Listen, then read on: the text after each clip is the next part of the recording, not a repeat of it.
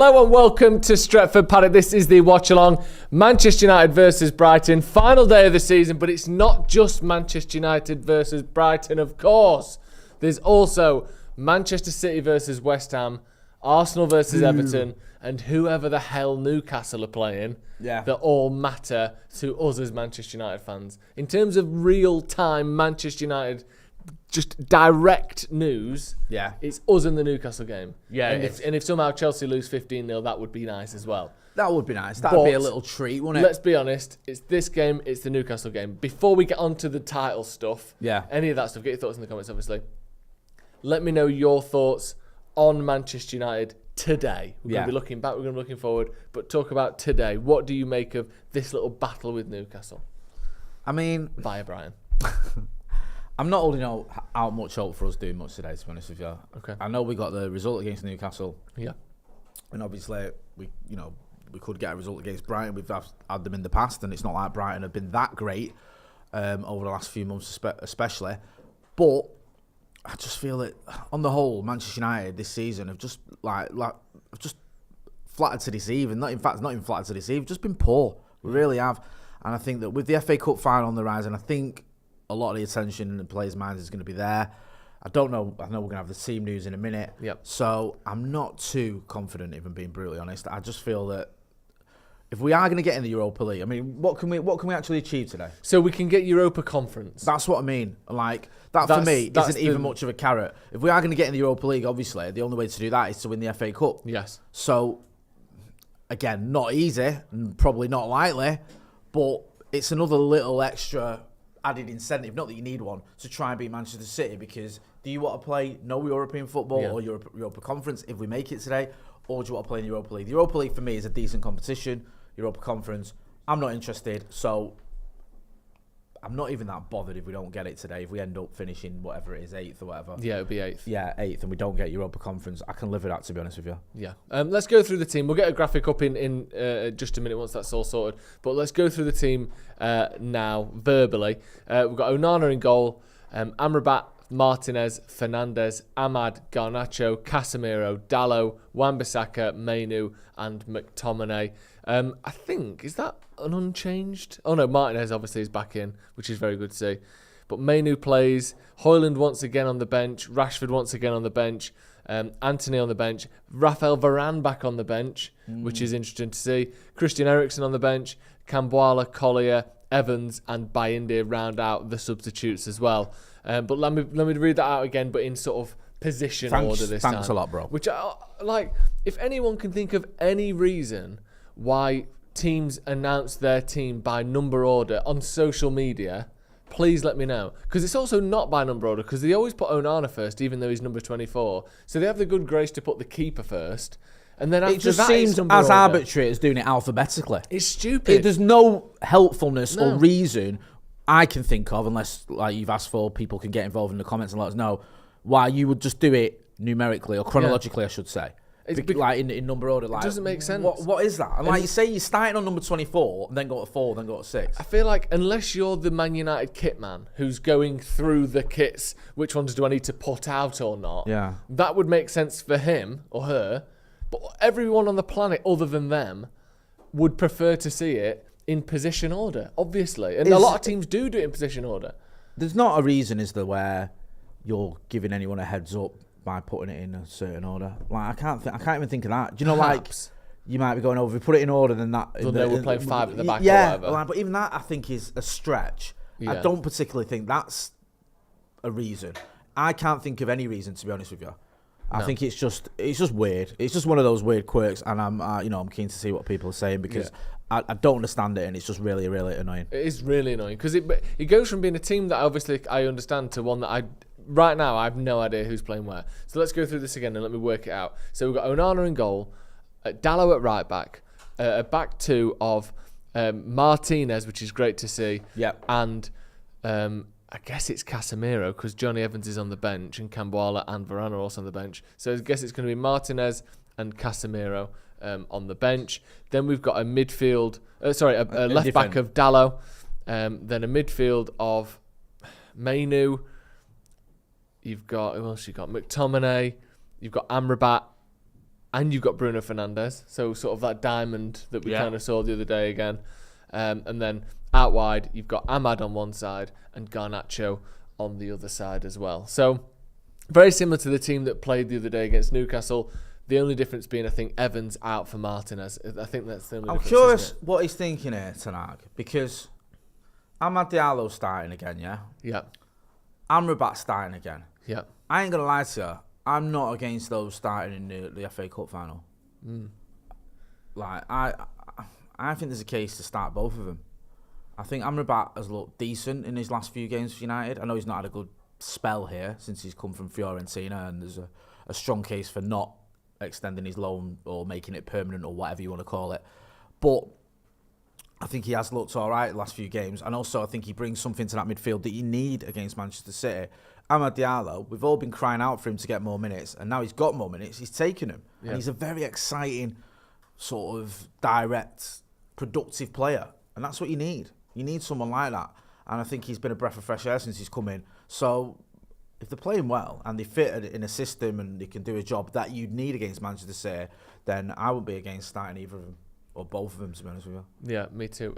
People in the comments talking about the stream and stuff flickering. I think some wires are being played with, so that's why that's happening. It's not an issue with the actual stream itself, so that should be sorted now. So don't worry about that. We've got a super chat, although it's not loading. Let me just refresh that. Being told there's an issue with the super chat. Just a chimpanzee with a wrench that says something went wrong. Oh dear, never mind. Do we know who sent it? Here you go. Fergal McClements. You think we're trying false nine Bruno against City? Because I don't hate it, but might knock Højlund if he doesn't start the final. I think Højlund will start the final, personally. I can't see a way he doesn't. No. I can't imagine that. I think he should do as well. Like, he's capable of getting a goal. He can hold the ball up well. He sort of gets involved, and he's a very, very good player. So I think not starting Rasmus Højlund in the FA Cup final would be insane. I also think you can't even argue, well, he's in a barren spell because he scored the other night. So that would just be a silly decision. I think there's one or two other players where you might question it. Marcus Rashford's the obvious one where people are going, should Marcus Rashford start? I think there's a definite debate going on there. James Stewart, just on that with a super chat, said, I think Rashford should have started and rest Garnacho.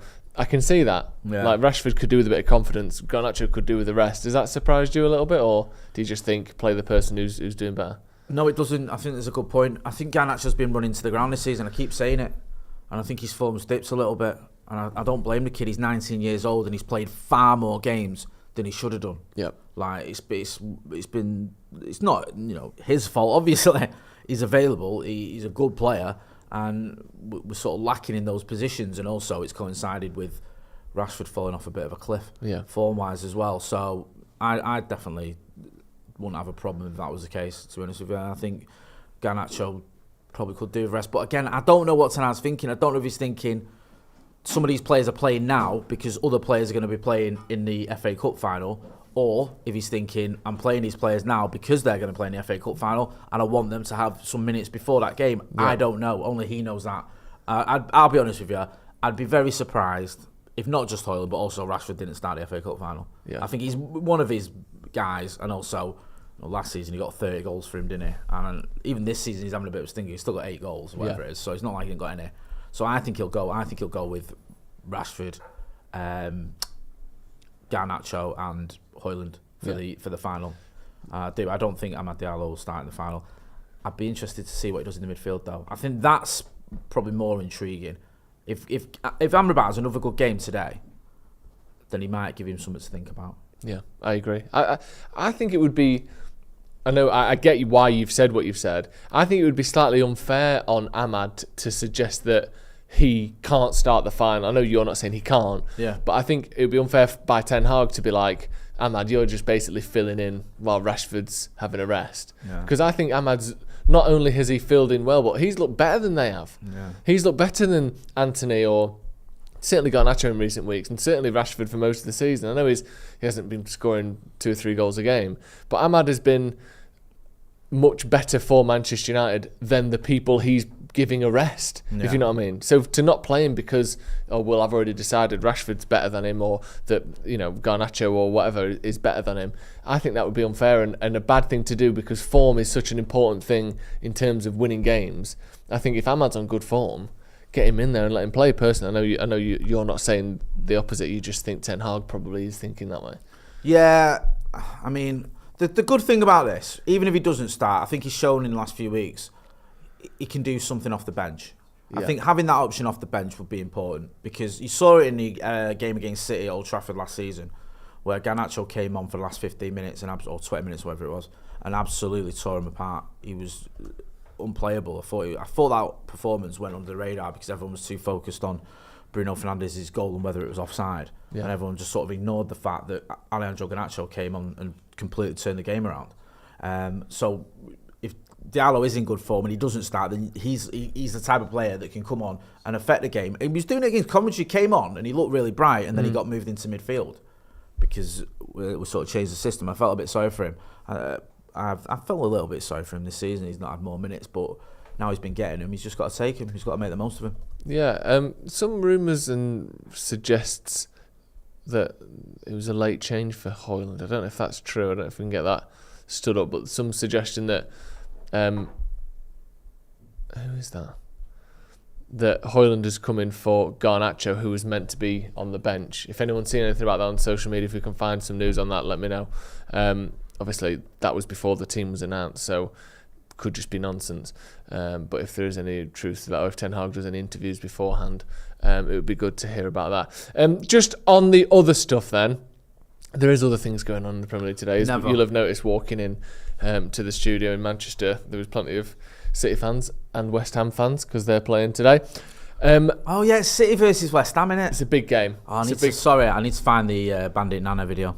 It's a big game today. But what this basically means is, I say basically means, if City drop points and Arsenal win the league. If City win their game, they have won the league no matter what. Everyone knows that, but it's worth saying and just reiterating.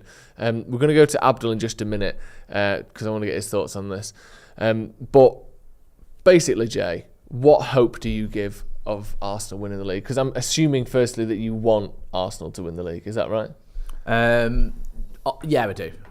Of the choices you've got, City or Arsenal, I'd prefer Arsenal won it. Yeah. Arsenal's just a load of noise on social media. I can stomach it. It doesn't really, it's not that deep. City, it's 4 in a row. You've got to see a few City fans around here as well. And it's just annoying. And then it's that whole thing of, Pep doing something that Fergie couldn't do it. Albeit with 115 charges hanging over him. But they've still done it. Do you know what I mean? So I'd much prefer Arsenal. I just can't see it happening. I can't see David Moyes masterminding a win over or a draw with City in his last game as West Ham. I mean, his record against the top six is woeful. It's horrendous. It always has been his whole career, hasn't it? Like, if you look at the amount of games he's played in the top six, the amount of results he's got, it's absolutely amazing how bad it is, considering he's a manager who's done quite well, relatively speaking. So, I think there's almost zero chance. I think City will get a pretty early goal and that'll be the end of that, to be honest with you.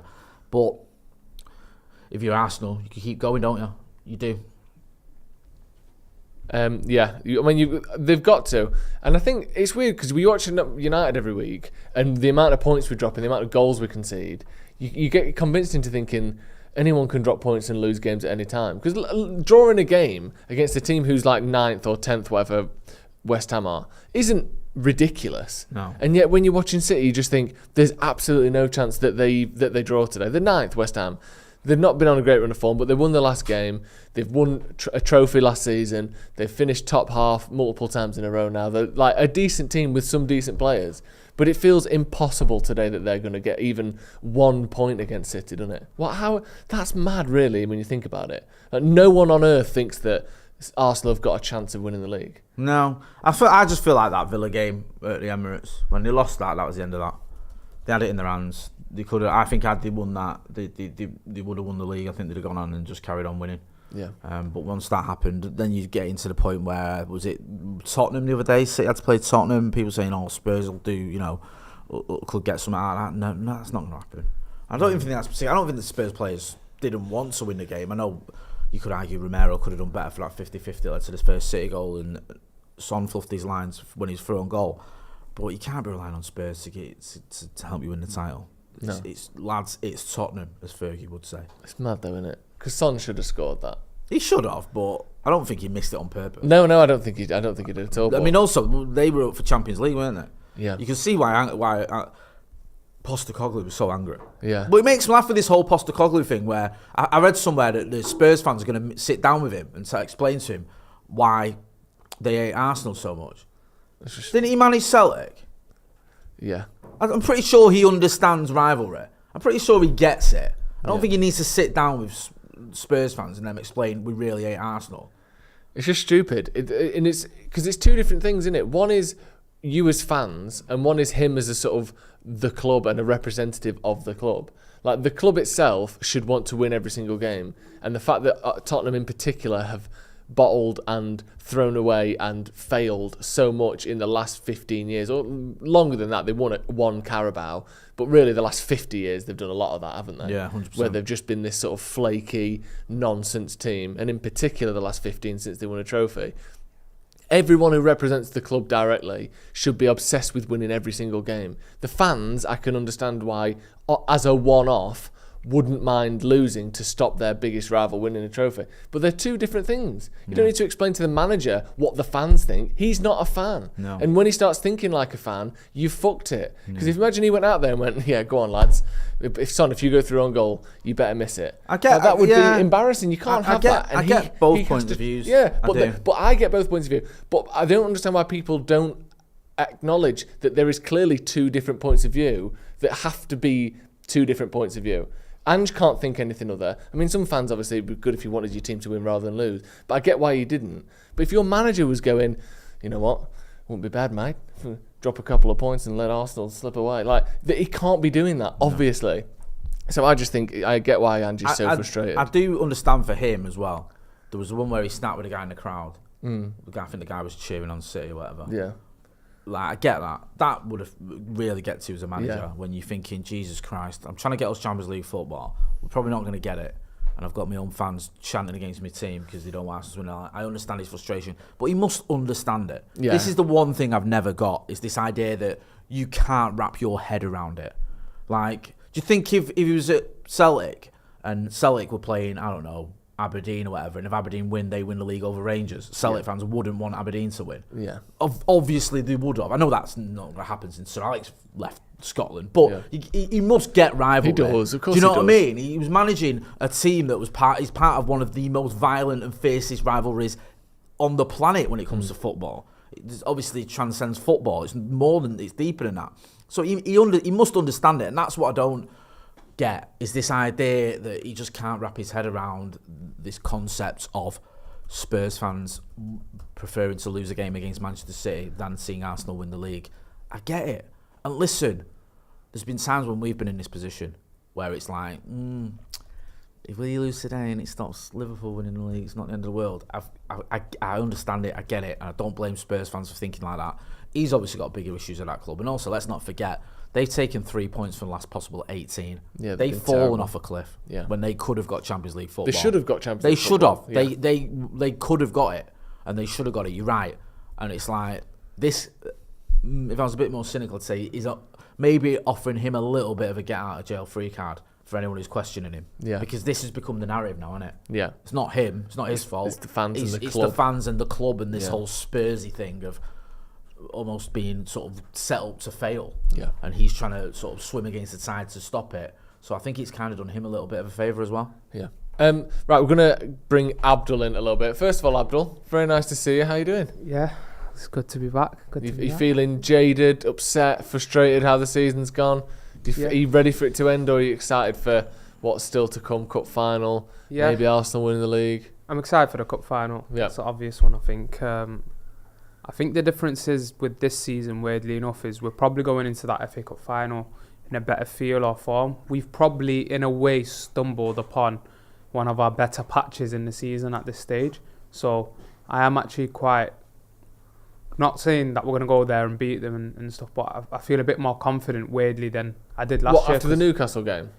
Yeah, I feel... Because the games before that weren't particularly great. I think Arsenal obviously were poor. Yeah. But Arsenal stooped to our level in a way, but that was given. But I think the Newcastle game, Sheffield, obviously, there's a couple of occasions where you're like, okay, we've been very, very bad this season. I've been very vocal about it from game one on the channel, but there's things I think like actually playing Amrabat at defensive midfield, actually giving Ahmad a chance. You know, just setting up the midfield in a better way, pushing Bruno in and around the area, rather than having him to do shifts where he's picking up the ball off Onana and dropping in deep and playing end-to-end football. So them little changes will put Man United in a better place. And I feel, weirdly enough, last season, it felt like at the end of it, we're just trotting along to get to that final, but we're never actually playing good football towards the end. But just them little tactical tweaks that I think everyone with half a brain had been asking for and seeing, which give me a bit more confidence, and I hope we see that today. I think we'll win today. Garnacho starting the 37th game in a row. Is that what it is? Yeah, I'm pretty sure it's 37 games in a row now. So I'm not something I'm happy to see, to be honest, because I think we talk a lot about injuries and we talk a lot about, you see this from the manager as well, like, and when you talk about these injuries recurring, then you've got to manage situations better. So that for me is quite disappointing. I would want to, you know, rest him if he's going to be a key guy. But yeah, I also, the way I see it is that you guys were speaking about the FA Cup final earlier, and I wanted to chip in on that. And I think heading into that final, I don't think you can start all three of Garnacho, Marcus Rashford and Højlund. Now, one of the reasons, obviously, Ahmad's come into great form. I think Ahmad's been outplaying Garnacho, in my opinion anyways, in the games that he's come in. I think he's given more to the team. I think his combination play has been better. I think he's looked to his teammates a lot more. Yeah. I think he's impacted the central area of the pitch as well as wide. I think his fluidity compared to Anthony is just day and night. Like, it's insane how different they are. Once Ahmad gets the ball, he's a lot more fluid, he's a lot more agile, gives a lot more for the team on that side. And I feel Ahmad, even from a tactical sense, is underrated, because I think once he comes into that centre of the pitch, he's always looking to combine and he can hurt teams. And as well, when he's out on a touchline, we're seeing he can do that as well. He can be quite direct. So I just think Ahmad's one that's got to start. And I also think you need to have a plan B. Now, personally, that's an opinion I've had like for a long time. I think Garnacho is one of our players that, when he comes off the bench, is probably our biggest game changer. But obviously, with Rashford's form this season, Højlund being hot and cold, and you know, obviously being his first season and stuff like that, he's not really had the opportunity to sort of see that with Garnacho. Whereas I feel like in recent weeks, I would have wanted to see how would that play out, because in that final, if you want to beat City, I think you've got to have a good plan B. I think what was actually weird, because last season in the FA Cup final, if people remember that, when we were sort of down and out, Garnacho changed that whole game off the bench. Yeah, he did. He was the one that set life to that game. So, you know, whatever it is, and if it's down to me, I think also Bruno, false nine, first half against City, at the Etihad, if you remember, Bruno played false nine that day. And on another day, obviously, Rashford scores a goal, which Bruno sets up very well, holding off Diaz, and actually sets him up, I think, for one of the chances where Rashford sort of hits it on the ground and doesn't end up going through. So on another day, he gets a couple of goals off Bruno setting him up. Yeah. And I think that game plan could work better for us, as having Bruno in that area. We've seen how good he was in that Newcastle game. Instead of Højlund, then? Yeah, and basically, it's not whether, you know, the preference of like having Højlund. It's for that specific game, in my opinion. If you can go off the bench with like Rashford or Højlund, or Rashford Højlund or Garnacho, then I think you can change the game in that final. We saw Højlund as well against Newcastle when he came on. Yeah. I thought he looked really sharp. Obviously, got the goal, but his pace and physicality stood out against the slightly tiring defenders. Whereas sometimes from the start of the game, he spent so much time getting his like wrapped round him, tripped, hips in his back, knees in his back. You could tell he's blowing like every game. It's always good as well, isn't it, to have a sub that gives you something completely different to think about. Yeah. Like as a defender or as a defending team, like for the attacking team. If you're bringing on Rasmus Højlund, for say you've started with Bruno's a false nine, you've started with say Ahmad, and you take off Ahmad and you bring on Højlund and or whatever, and all of a sudden as a defender you've got Højlund's up against you in your face, running at you, running in behind, physically. You've had to defend a different way the whole game, and that's why Ahmad game comes you've been focusing on this nippy little winger who's like playing 1-2s in front or of you. the attacking midfielder who you've been trying to sort of keep tabs on, whatever. Now you've got this out and out centre forward who's in your face. It's different. And I think the other thing as well that we've got to see is like it's the same exact point with the wide players. I think if you start. This is why I see Ahmad starting actually quite key, because I don't think you should be playing two pure direct wingers. I think what we're seeing at the Etihad is we got away with it for a lot of that game, but both the wingers had to do insane amounts of sprints up and down. the pitch was like that for them, and they had to constantly be up and down, so high, so low, and I think it killed them. I think we need someone with a bit of temperament about his game that controls the game from wider positions, and I think Ahmad only does that out of our wingers. Anthony doesn't offer you that. I think Rashford and Garnacho are a lot more direct. So I think if you then in the second half, then you go to a direct winger, and if it's not working with Ahmad, then you just completely change the game. You've got someone who's going to be relentless like Garnacho. It changes it. But that was just an interesting point that I picked up on, and Amrabat is another one. I don't know what you guys think, but I watched a bit of Amrabat before I joined Man United, and I sat here and I was convinced that he'd be a good signing. Yeah, you convinced me as well. It's not really worked out, but you, Stephen Alson, and the bane of my life. Every time we link with someone, we get someone, whether it's Ralph Rangnick or Sofian Amrabat or Mason Mount. Yeah. I listen to these because they know what supposedly know what they're on about, and then I go along for the ride after I get shouted down when I question it, and then I'm sat here 8 months later, still going. I'm still waiting. But a lot of it is to do with the environment and the situation. I say this a lot on the channel over the years, and I think people don't look at how important environment is in football. You look at Jadon Sancho now at Dortmund.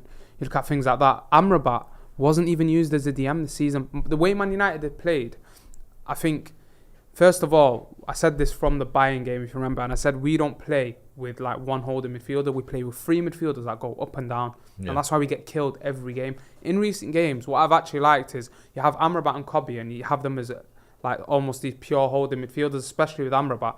Amrabat's coming in to actually sit in the six. He's not actually done that all season, the gaffer, and look at last game, and he was one of arguably our best player in the pitch all around. I do agree with you, because to a certain extent, I don't think Amrabat's been good enough. He's got a whole. He absolutely hasn't. No. But I do get your point, because I go back to that City game at Old Trafford in the league.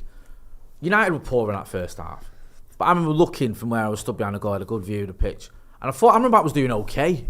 Do you know what I mean? Yeah. He was doing his job the best he could. I felt he was exposed. He was almost on his own a lot, and he was given a lot to do, and he took him off at half time. And it made us worse. No, but do you know the one that really stood out? Do you remember Galatasaray away? Yeah. That was a shocking call, because we needed. I remember that was exactly when you needed Kobe and Amrabat, because Amrabat had a good game at DM and was holding it together. Then you needed Kobe to sort of come in, and that's it. We were ahead at that stage, and then he kept. I think did he keep Scott McTominay on? Take Amrabat off. Yeah, kept Scott McTominay on. And obviously McTominay, I think, had scored that game, or he was having a decent game. But at that stage, you needed that element of control.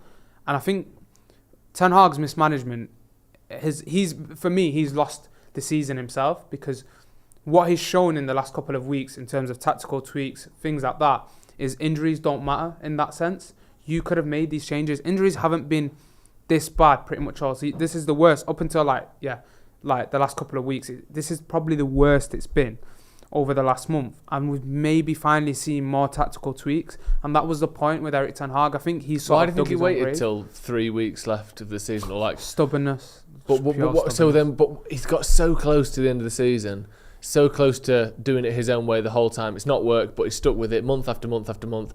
Why at the start of May have we seen something different then? I know stubbornness has got him to the start of May, but he could have just surely ended the season doing what he's been doing for the last 9 months. Pressure. I think keeping his job. I seen someone. I think there is a point where your stubbornness can give way, where you can go, right, okay, this could cost me my job. I think he took the season for granted. I seen someone say this the other day. I think it was on 5. I don't know if you're right, but it kind of makes sense. I think he took this season for granted and thought it'll be like Arteta or Arsenal or whatever, like with these managers, or like Klopp, and they'll allow me to implement my way of football now.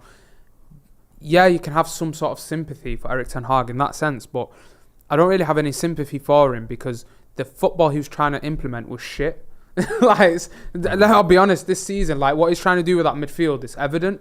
Whatever people want to feel people want to have that sympathy for him and be soft about it, but the football he was trying to play was dog shit in my opinion. Like, he had 3 midfielders in there up and down, no one's actually being a holder.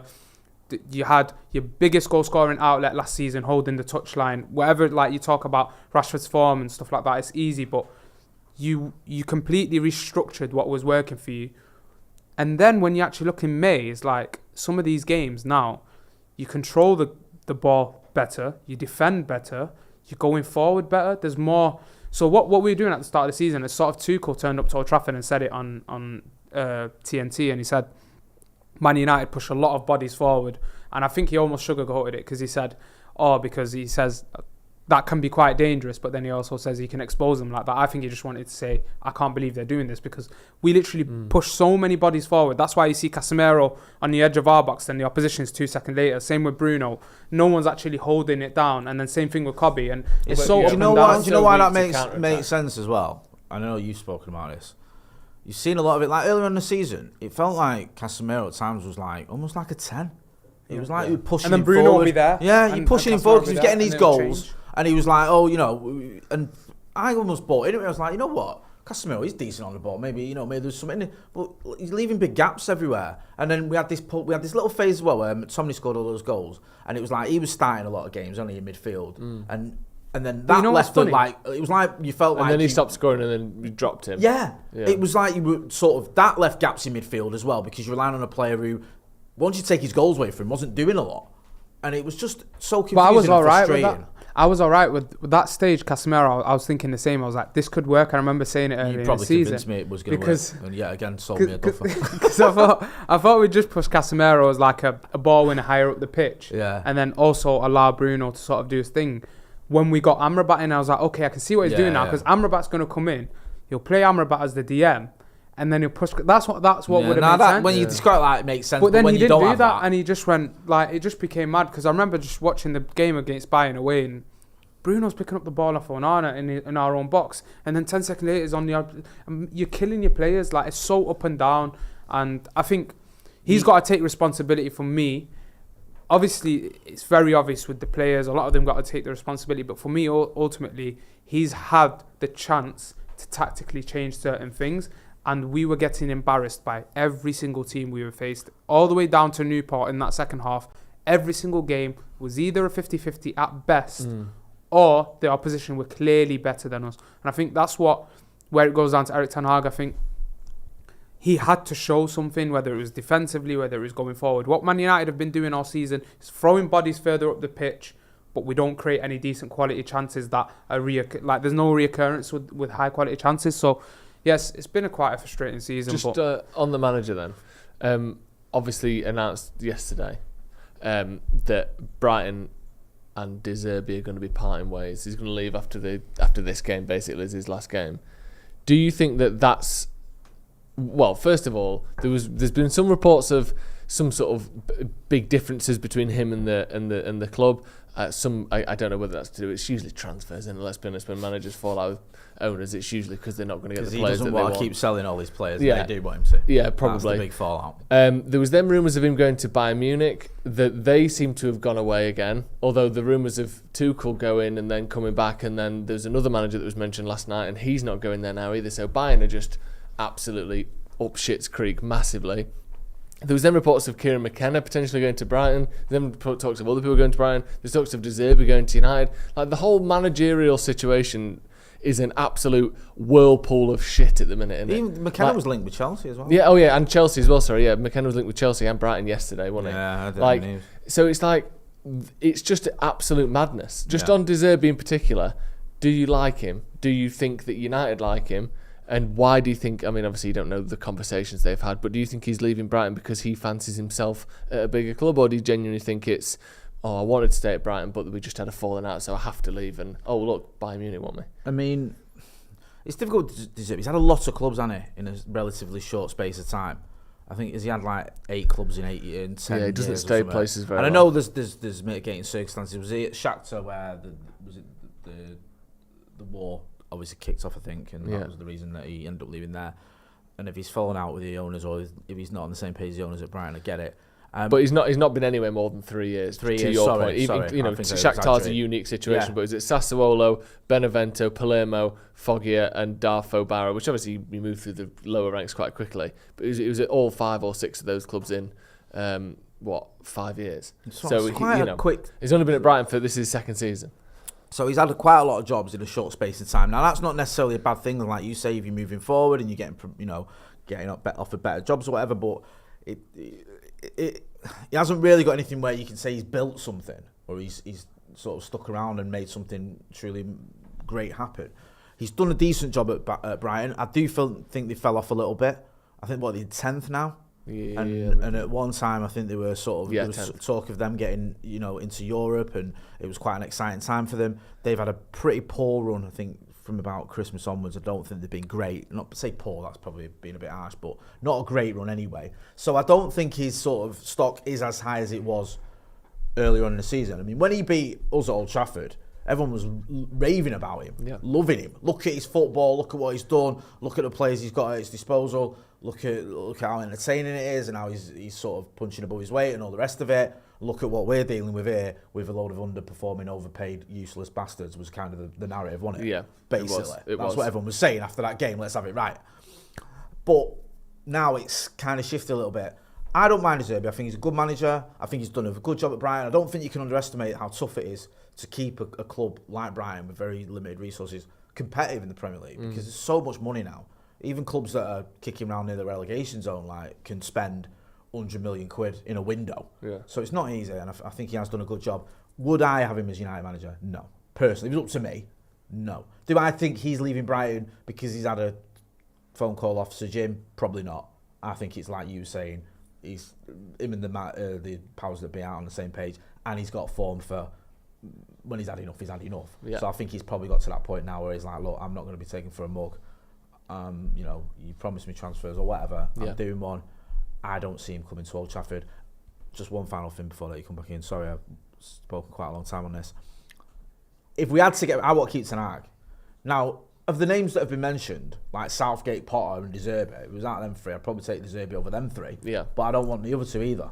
No. And I'd rather we gave Eric Ten Hag a chance. That would be my ultimate wish. Yeah, no, I agree with that. We've got a few super chats. Yeti says, massive thanks to you both and behind the scenes crew for all the work this season. Made some of these dross performances bearable up the paddock. Thank you very much, and thank you to the lads behind the camera. I think as that well. should be our tagline. What? Making dross bearable. Yeah, I agree with Stretford that. Paddock. Making dross. Maybe just end it there. Oh yeah, making dross. Joshua Bowater says, in seriousness, where do you rank Klopp against other managers in the Premier League era? I'd say fifth at best, below Sir Alex, Pep, Mourinho and Wenger. He's definitely below all those four. Is there anyone else ahead of him? In all fairness, probably not. I think probably fifth. I think What do you reckon? I'd have... Yeah, I think fifth is right. Yeah. Everyone you've mentioned there, because he's won one title like Claudio Ranieri has, like Pellegrini has, like Mancini has, like Ancelotti. He's won, one FA Cup, I think? Yeah. Which, And they won one of everything. Yeah, pretty much. two League Cups and one of everything else. Yeah. But he's also won a Champions League, and again, you could say, well, Di Matteo did it, Benitez did it, Tuchel did it, but he's won the Premier League as well, which is no mean feat. Yeah. Plus, I think Klopp gets a lot of credit, and you might argue it's not that deserved, but I think there is some merit to it, that he's had seasons where he hasn't won out, or he hasn't won a lot, but he's got to a Champions League final. He's got 97 points in the Premier League. He's done things where you go, okay, you've missed out, but in terms of week in, week out, your team have been performing week in, week out at a very, very high level. So I do think he deserves credit there, but I do think there's a little bit of recency bias with how great he's been. He's nowhere near Sir Alex Ferguson levels. He's not even you can't Pep levels. Sir Alex and Pep are by themselves. By themselves. Like, Jose, I think, is the closest one to him for me. Yeah. And then Jose didn't win a Champions League whilst in England. No, but the thing for me, and I'll tell you what, Joe, right? The one thing I put a lot of weight in that people may dismiss, or especially younger lads, because I know the Champions League is the be all and end all, retaining a title. Yeah. I think retaining a title is just so underrated. I think it's so difficult, and you go, you're going to retain 4, I get that. But Wenger won 3 titles, he never retained it. No. Look at the managers, all the other managers, Ancelotti couldn't retain the title, Mancini, Pellegrini, all these others that won it, they couldn't retain it. It's very, very hard to retain a title. It's a difficult thing. Really hard. Jose came in, smashed it, like record-breaking points, and everyone's like, who's this little twerp? Absolutely smashed it. And then retained it. And I think that's very difficult. And then came back a decade later and won it again.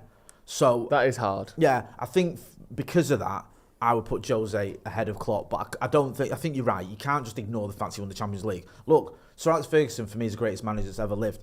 He won 2 Champions Leagues. I know there's mitigating circumstances. So Klopp winning 1 and getting to 2 other finals. 3 finals is no mean feat. Fergie got to 4 finals. Yeah. So I do feel that he deserves credit for Champions League. He deserves credit for pushing the envelope when he hasn't won something of still going sort of quite strongly. But he's not, for me, in the same sort of echelons as some of the others we mentioned. No, definitely. First of all, we've got 3,000 people watching and only 200 likes. Let's see if we can get to 1,000 likes before kick-off. Abdul, where are you ranking Klopp? On that, I went on BBC's website before. They've changed it now. It's like build up to the title race. But about 20 minutes ago, the picture was of Liverpool Klopp scarf stuff. He's like, there's literally the end of the season is happening today. The title race is being decided, and we're focusing on a Liverpool manager leaving. Like, come on, let's talk about that at the end of the season. Where would you rank him in the Premier League? Would you say 5th? Is it pretty simple, or would you put him ahead of any of those we mentioned? I think it would have to be 5th. It would have to be 5th. Obviously, like on paper, he's got that one Premier League title, but like Jay said, you can't ignore. He's made that many Champions League finals. The amount of times they've taken, obviously, City to the last day, which you don't get trophies for that. But ultimately, when we talk as a pure manager, like looking at the style of football that Liverpool were playing, how it was sort of taken in by the fans. You know, I think you can't look past him being the 5th manager. I think, but Wenger, Jose, Pep, Sir Alex is obviously the clear top 4 for me. Yeah, definitely. What would you say, Andy? First of all, hello, Andy. Hello. How are you? Okay. Where would you rank Klopp, Premier League managers? I would say the fifth place, but he's always got to a final. I remember his first season, Liverpool were always in a final. So I mean, if we can keep doing that year after year, if with Ten Hag or somebody else, it's progress. But it's a bit like Chelsea over the years as well. In and around the cup final, you win a cup, you lose a cup, but you always got something at the end of the season to fight for. That is massive, that I think, in terms of a manager keeping their job and being able to build on things. Like, I think it's the only reason. Yeah, he cracked it, didn't he? He kept losing. Obviously, his first final, he was in seat, lost to Sevilla, didn't they? Yeah. Then lost to City in the League Cup final. I think was he manager when they got to the Champions League final at Dortmund as well? Yeah. And so he lost to Bayern. He lost. He's lost loads of finals, didn't he? 6, 7, and then he won it in 2018. Yeah. And I say Liverpool have always got something at the end of the season, so you got to respect him for that. Yeah, definitely. Just on this game then, how much are you focusing on United? Obviously you're focusing on United, but how much of an eye are you keeping on City and Arsenal games? How much do you care? Do you want Arsenal to win the league even? I mean, I'm assuming you do because it feels like most United fans do, but what are your thoughts on that title race? Well, I got out of the house early this morning because I don't want to be anywhere near that place up the road from me. So, been to the cinema and now I'm coming. What did you see at the cinema? The 40th anniversary of Transformers. Where was that on? The local Printworks. Really? Was it any good? Yeah, it's 40 years of 80s nostalgia and paying a tribute to the franchise. Lovely. What I love, hence the t-shirt. So, very nice. I've had a week in Cyprus as well. So, how was your holiday? Yeah, quite eventful on the way home. Was it? Yeah, stop off in Budapest. The passport control. What do you think of Ten Hag? I just want to get out of the country, mate. Really? Yeah, I mean, yeah. What do you think of Ten Hag? Stamp my passport. I want to get out of here. I want to go home. That's great. Do you want Arsenal to win the league? As I think of course. Yeah, you do. Of course, I can live with the social media. Arsenal fans, they get so gassed. Yeah. So, I can live with that. Nothing is ever written, so let's just take that into account, mate. We thought we were going to win the league. City have won leagues. They've never lost a league on the last day of the season. Maybe it's time for them to taste it. And they've made a bit of a meal of it the last couple of times as well. And not every time. I know there was the Villa game where they were 2-0. But obviously I wanted it to win it game. there because it's Liverpool. So yeah, I'm glad they won circumstances, yeah. Because I remember watching your stream along with it on that day. But even some of the cup finals, like the Champions League final, I thought Inter Milan were just as good as City, probably better actually, and obviously City won. The FA Cup final, I think they deserved to beat United, but it was a closer game than you thought it might be. Yeah, it's like written for you. But do you think that City have this habit of making... They tend to win, but they don't always blow teams away in big finals or big end of the season games, do they? They have a tendency to... going into those last 10, 15 minutes. Yeah, this could be a David Moyes swan song. This could be, leave your legacy, Moyes. Would you say you forgive him? Of course I forgive him. If you do this, mate, I forgive you. Jesus, I'll send you a personal message straight. I'll go straight up to the ground to meet you. I'll give you. I'll hug you on the pitch, mate. What chance do you give West Ham?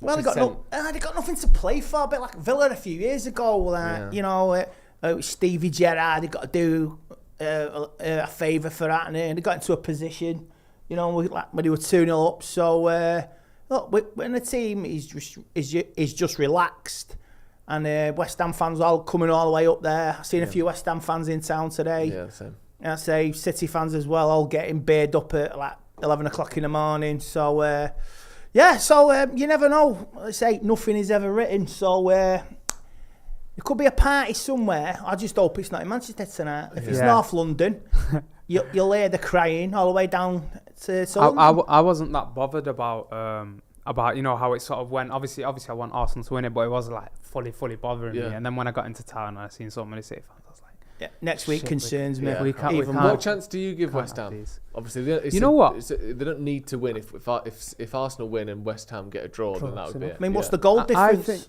I think Arsenal's is better. Wouldn't it be funny though if you taste that pill for the change? Arsenal is only better by one. Exactly. But obviously, if City draw, then their goal difference isn't getting any better. And if Arsenal win, theirs is. So the fact that there's only one better is enough. I think West Ham's team doesn't even look City that bad. pulling 0-0. Like, it's, like Paqueta's in there, Antonio. Yeah. Like, it was obviously like when you say Antonio, it's one of them things. But like, he's the type of guy that could just make a game horrible for like your centre back. So Paqueta's had a good season, I think, for West Ham when he's played. Kudos. A few seasons ago, the main guy. City were losing at West Ham in the penultimate away game. I remember that. They were 2-0 down. And I went to the opening, though not the opening game, but the first sort of game. I was there with work when West Ham went up, and West Ham were decent in that first half as well. James Ward-Prowse on set pieces. You know, anything can happen.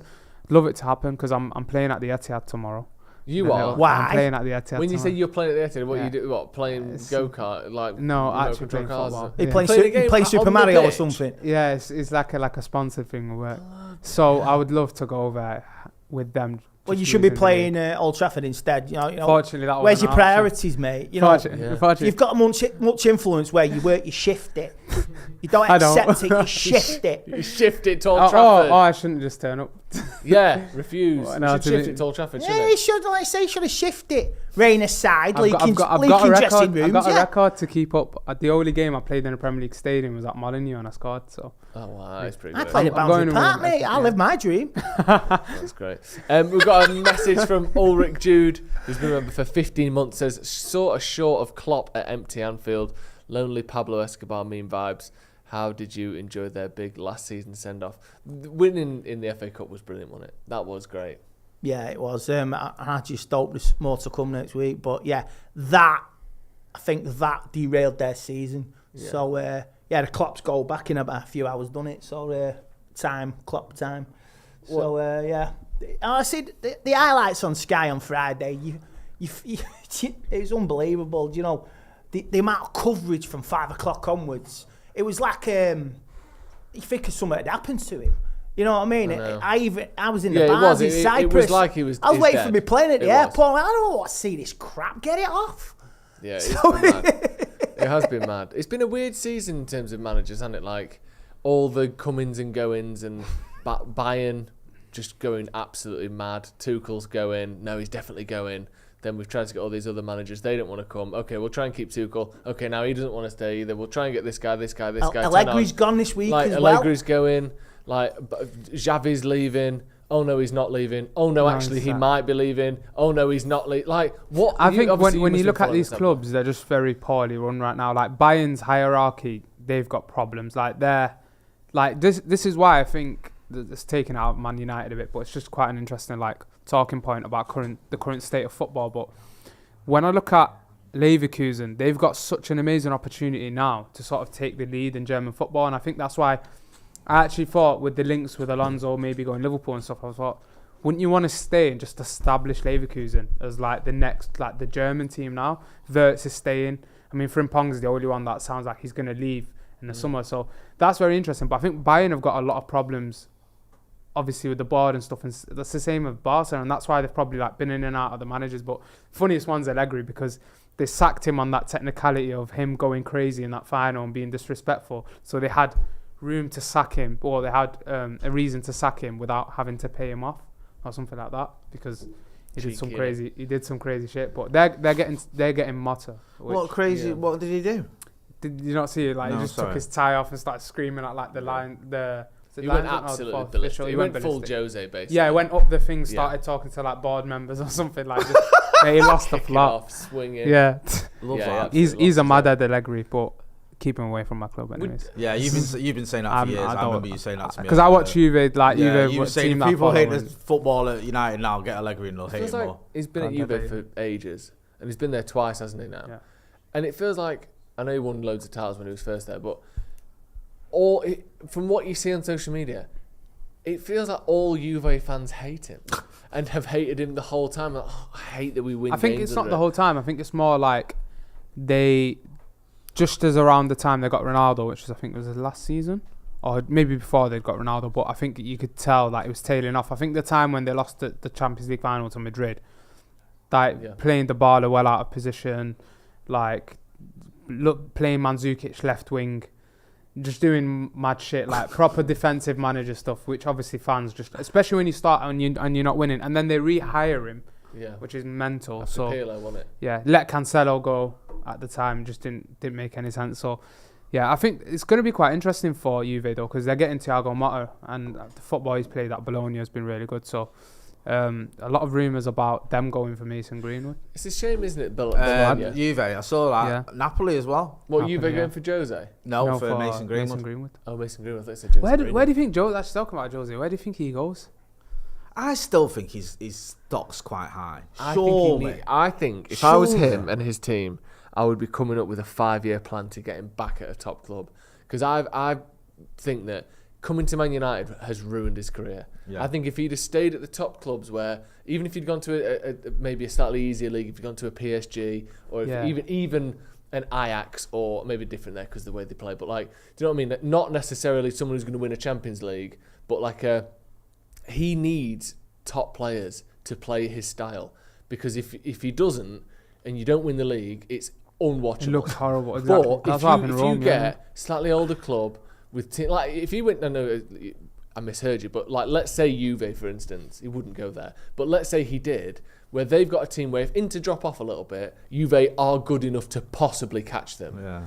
He would be great there. I still think if he'd have managed to do what Pep's done and stayed at top clubs rather than taking that dip to United where we weren't able to win a league no matter who came in, he would still be considered one of the best managers in the world. As a man manager, he's absolutely exceptional. I think as well. He just messed up by coming to United. In 2016, I don't care what anyone says, it was 50-50 whether you prefer him or Pep. In 2016, when Pep went to City and he came to United, I know there's obviously a lot of people that would have preferred Pep, but there's a lot of people that would have preferred Jose. Definitely. And I know now in retrospect you go, well, Pep obviously would have been the better choice. But at that time, and I remember it, people were going, you know what?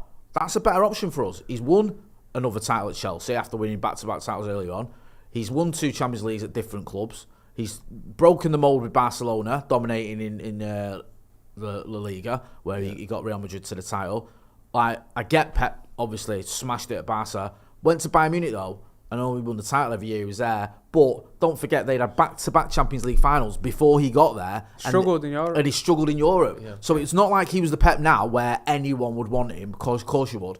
It was still a bit like, okay, he's a great manager, but he's a good manager, sorry, is he unbelievable? Is he a goat? There's still question marks, weren't there? Whereas Jose, especially with the Premier League thing, he'd won the Premier League at Chelsea. I know he ended up getting sacked, but he'd won the Premier League at Chelsea a season and a half before he got to United. Yeah. So it was like he still knows this league. He can still do it in this league. And there's actually an argument that if you give him a team that has a few players that are underperforming and are good players not at the top of the game, he can get a bit more out of them. The problem was, like you saying, Joe, you might be able to do that at Inter or even going back to Chelsea or going to Real Madrid. At United, it was such a mess. Yeah. And it's like whenever you finish second as well with Man United under the Glazers, when you finish in the top 4, you don't get back in the summer. It's quite evident, and that's what ended up happening. 19 points behind City, and he goes out and he gives him Delo, Freddie he didn't want, and Lee Grant. Yeah. I mean, that's insane. Yeah. It just is. That's not going to catch a club that are 19 points above you and have just gone out and broke the bank for Riyad Mahrez. Yeah. It made zero sense to me, that. No, it's ridiculous. Well, it makes sense in the context of the Glazers, but as a footballing person, or from a football point of view, it made no sense. We should have got him post we should have got him the moment Sir Alex walked out. As soon obviously, as David Moyes. sorry, go on. I'll keep interrupting. No, well, sorry. I think if Jose went to Bayern this season, I think he'd win the league. With him. That's a shout. I actually do. I think he would. I mean, unless his reputation's so far gone that they won't buy into it. But I think there's an element of like, he's like the ultimate Allardyce. I think he could. Where you go in and he can get players who like he's walking around. Who's he looking at? People who have been, they're not past it in terms of age, but they've had a dint to their reputation. Players like Kimmich, Kim Min-jae, even like Sané, players like Goretzka, someone like that in there, just an absolute physical beast who people are sort of doubting. You know, you're looking through that team now and going, oh, he's not as good as we thought he was. Neuer's past his best. Kimmich, where's his best position? Is he can't play right back? He's not physical. Like all these doubts that people have about that team, he could flip those doubts and make them all positive. That's it. That's not a bad shout, that, you know. Jose to Bayern. Feels like that'd be a good fit for both of them. You know what it stinks of? Just Alonso absolutely outplaying him in that league. Yeah, possibly. It does. But the thing is, I think head-to-head he might, but I think I can't. Leverkusen cannot. Depends what Leverkusen do. But they can't do another 17 goals past the 90th minute again. No one that they're not doing that next season. They're just not. They and who knows how they'll like react when they lose a couple. Yeah, they do. They control games. They cut through teams.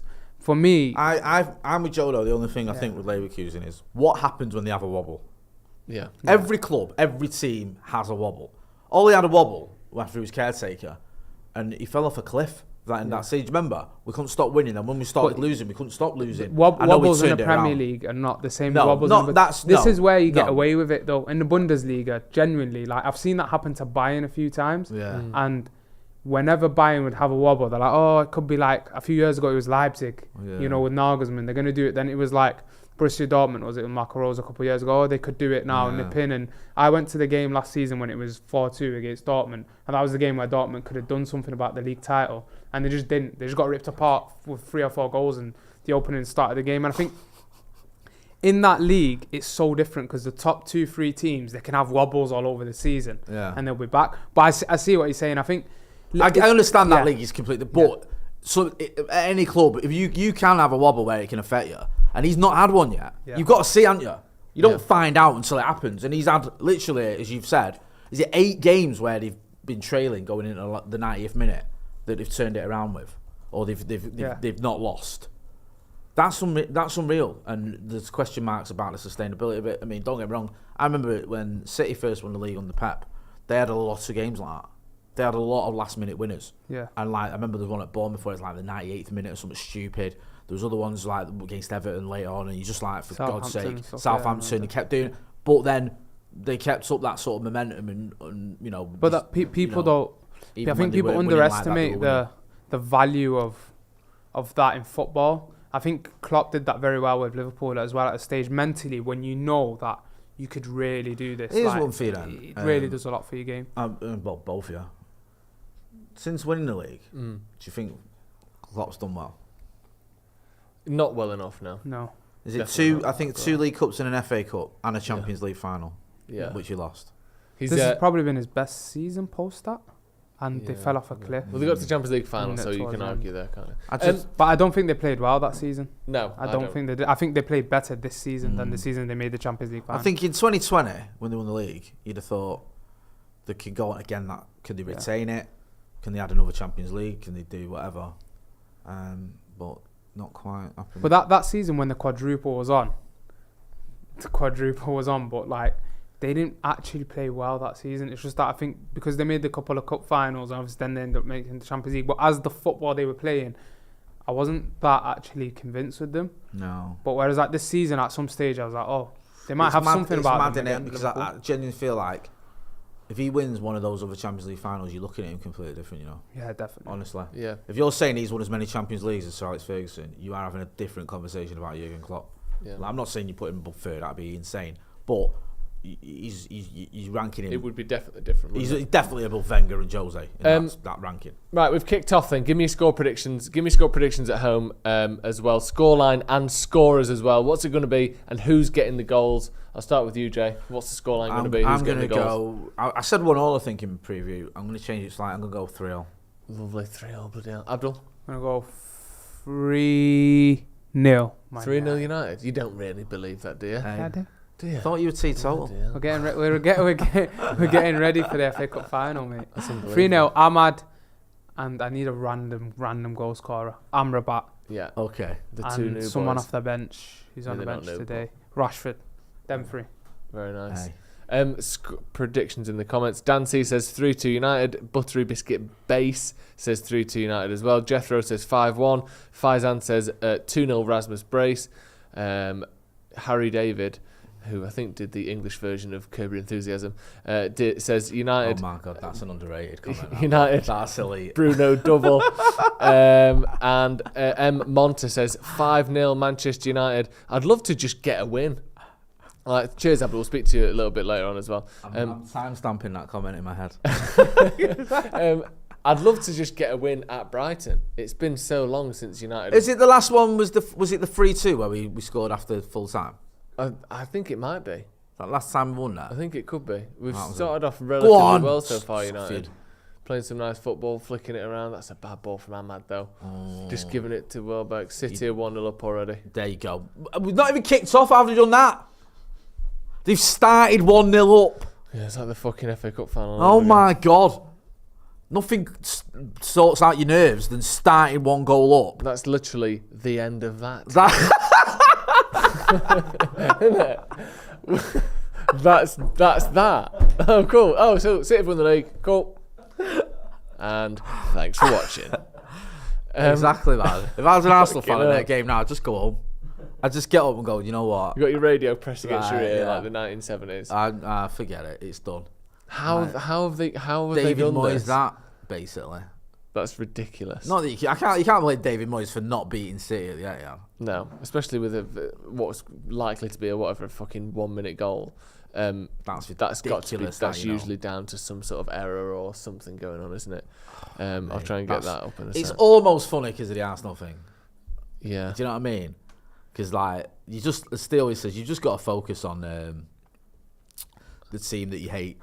That's going the through Arsenal it. Yeah, team- so Arsenal meltdown focus on instead. Arsenal, or when it's Liverpool, you focus on them, whatever. Oh, well done, Martinez. He's been put through his paces already. That's unreal. I can't get over that. 1-0.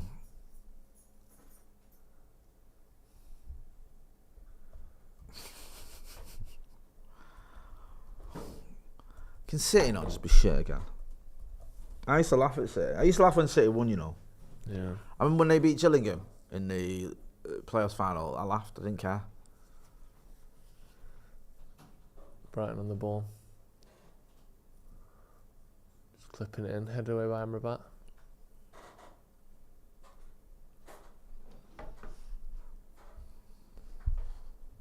Wan-Bissaka could do a good game today. I think he's been a bit erratic lately. Yeah, he's been poor, to be honest. He just looks all over the place. Like he doesn't.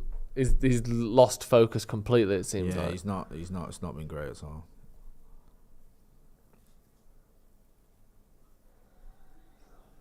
Absolute genius level IQ behind the desk. Took 4 of them to get a bit of volume on, but we've got it sorted. Thank you, everyone. Although it's gone off again, I don't know what that's We had it. You didn't say you wanted it kept on. That's true, yeah. Pop it You on, said, whip "Can it back I?" off Your again. exact words were, "Can we have a bit of volume?" They is gave true. you 2 seconds of volume. That's true. Therefore, that is a bit. Ipso facto. We're done. Oh, there we go. Fucking City, what are they on about?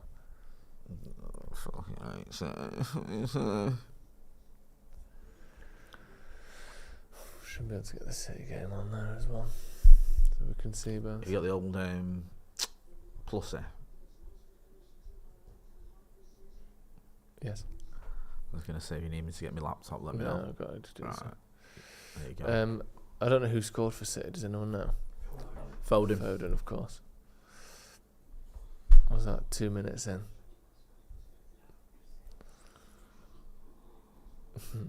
Mike Dub TV says day's ruined. Just watched the Foden goal. It wasn't a mistake. Very nice goal. I haven't seen it. Presumably Arsenal aren't winning yet because it's only 6 minutes in. You think West Ham will even get a goal? I don't think they will. No.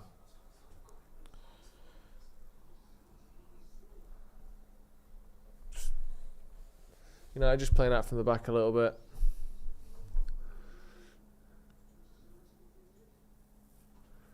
Free kick to United.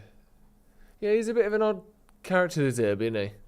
Because if he'd have been in the end of last season when all these managerial roundabouts were going on, he probably would have got himself a really good job. Yeah. But then now you don't know, just because he's clearly an oddball, which people liked, but the fact that he leaves clubs very quickly and they've had loads of injuries this season, Brighton, similar to United, but people don't really give you any leeway for that. No. In the grand scheme of things, do they? Like, he's obviously tactically very good, and yet he seems to have dropped off a lot. People when it comes down to it, really, people only care about results and league position, don't they? They don't care about anything else whatsoever. No. Like, De Zerbi's gone from being one of the best managers in Europe last season if you'd have polled everyone, especially like social media, and you did the same now, he wouldn't even be in the top 30 anymore, would he? No, you're 100% right. It's like you say, flavour of the month and all that sort of stuff. And that's not to say that people shouldn't have hyped him up or that they shouldn't, diss him now, but the way that it changes so wildly over a season is just ridiculous. Especially someone who's known for their tactics as well. He's known for how he sets his team up. That you don't just lose that in a season just because they've had loads of injuries. That's a good ball to the back post. Dallow stays switched on well there. It's a poor ball there, gone actually.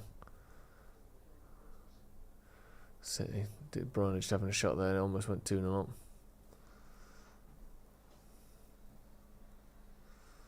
Foden's really stepped up this season, hasn't he? He's won Premier League Player of the Season, hasn't he? Yeah. And it pains me to say it because I hate City and I don't particularly like him, but he deserves it. Yeah, he's been very good. He has been very good. And I don't think Arsenal have quite had a single standout this season like they have done. No, I agree. I think Odegaard's been brilliant. I think their centre-backs have been brilliant. But Saka's been off and on. More on than off, but there's been inconsistencies. Martinelli's not even holding down a spot on that other side consistently. Keeper. Just sort of building into the game a little bit. Brighton looking quite good, to be honest, as they always do.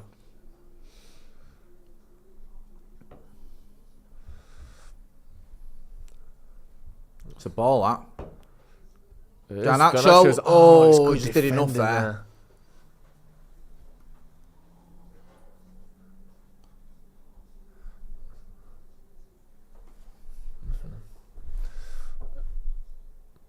Sorry, I'm just sorting out Andy. Yeah, we've just got City on the other game. I don't think I've seen West Ham touch the ball yet, personally. No. It's literally just been West Ham with all their players within the edge of the 18-yard box and 10 yards in front of that, and City just touching it non-stop into the box. I don't want to watch it, but we can't pretend we don't want to know. This is like 2 seasons ago when we were watching City versus Villa. Yeah. And at least then it was, it's stopping Liverpool in the league, so you can sort of stomach it. Yeah. But like we were saying earlier, Arsenal not winning the league. The thing is, I don't want Arsenal to win the league either. Not that I wanted City to win it then, but it was like definite at that point, 2 in a row, whatever. But we don't want Liverpool coming back and tying United's 20 titles. No. Whereas now it's like Arsenal win it, which is annoying because they're like an absolute internet hate mob. I know. Just unbearable. And also, that means that they've been shitter than us and got back better than us quicker than we have, which does my head in. Or City win 4 in a row, which they're going to do. Yeah. That first goal has just killed it, hasn't it? Yeah.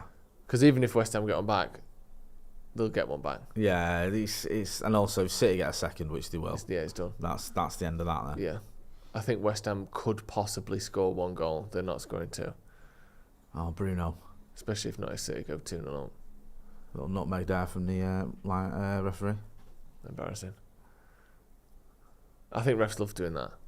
Letting the ball go through the legs. Yeah. I think for a ref, that's like scoring a goal. Yeah. When you see the balls coming, you think, I could step over this or I could just let it go through my legs and I'll just absolutely love it. Bruno with a cheeky chip there. Little chip never there. Really on, was it? Fuck off. Mainus. banging. I think he's just got a bang on the knee. Should be all right. I hope so. So I'm doing that. Did you say? Yeah. Like I've banged it, which usually means it should be okay. Yeah, I think it's the stud hitting the underside of the player's boot there, hitting Maynham on the knee.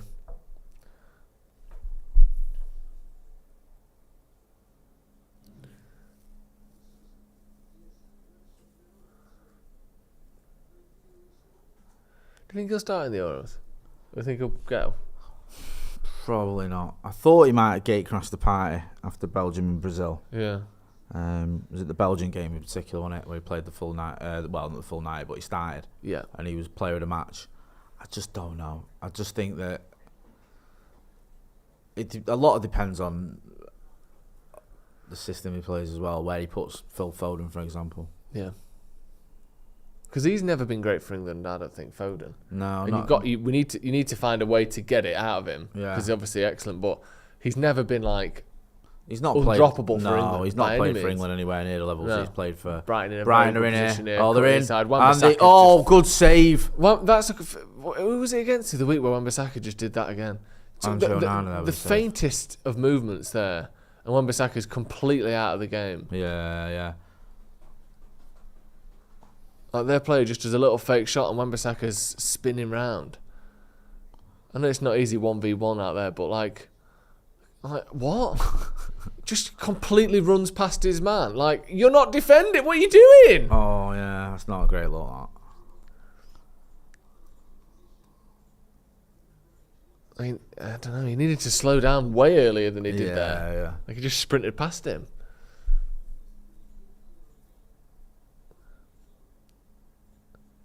The frame rate of this is making me feel like I'm having a migraine. It's like Ethan's quickly like flicking, doing like slides like Love Actually, isn't it? Like we're just getting a new picture. I think it's the best we can do. I get it, but when you're watching, you're like, okay, now It's not I'm gonna great. vomit.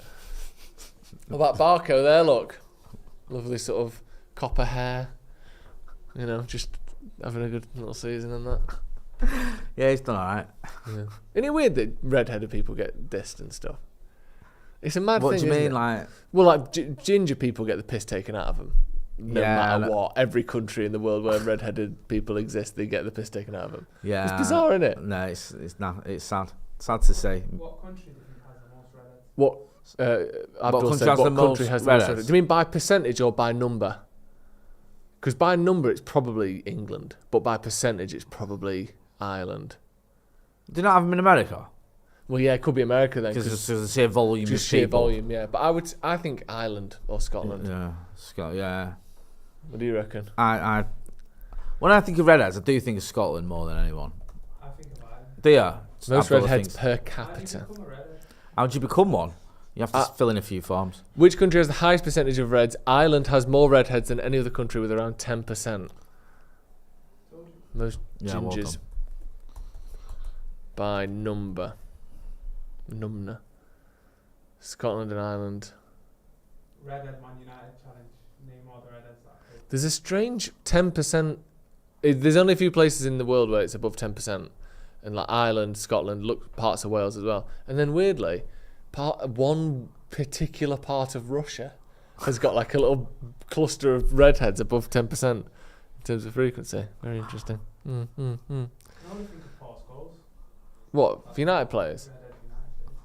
I was going to say, I thought you meant like in general. Rashford last season. When he Wes died, Brown? When he died it. Because Brown was real, didn't it? Like, that wasn't his hair. Yeah, it wasn't quite ginger, but it was orange hair beware. That's a good ball. Tricky to control it. Good pull back there. Oh, there's no one there. Look at that. He did well there, Garnacho. Did. Who else have we had that's been a... Yeah, I was going to say, it can't just be Paul Scholes and maybe Wes Brown. We're not counting Rashford last season when he died it. Nah, that's cheating, man. You can't get involved in the chat in the comments. Let us know about other Manchester United redheads. Strachan? Yeah, definitely. Oh, Absolutely. Strachan. Ben Amos. Oh yes, Ben Amos. Yeah. Does Avram Glazer count? Avram Glazer doesn't out. count. Luke Chadwick? No, he was in red. Paul McShane? Yeah. Definitely. I think Carlos Sassoli was redheaded. Didn't know he was from Italian stock. Who? Ivan Toney? Yeah. Who did you actually say? Sorry. Carlos Sartori. Why would I say Ivan Toney? Well, I knew you didn't who say doesn't that. play for United and is the least ready person you could probably name. Well, not least. Yeah, well, he's equally least. Yeah, fair enough, yeah. He's split last with everyone who's not redhead. Yeah. Yeah.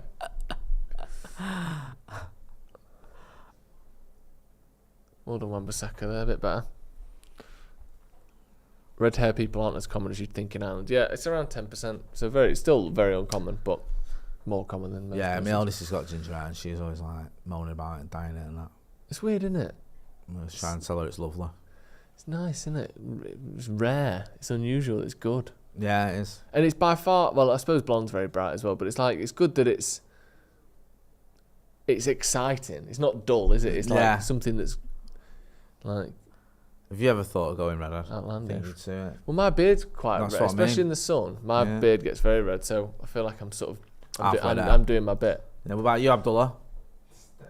You not considered Yeah, it? you have. All right, fair play, yeah. All right, yeah, you're gonna. What, you All right. dyeing it now? What? Right. Abdul's got like a cape around his neck, and he got his hair in like tin foils off to the side, so at half time his hair will be completely ginger. If United win the league, I'll get like a strand or something. Oh, nice. Wow. I tell you what, if United win the league, you should dye your hair bright purple.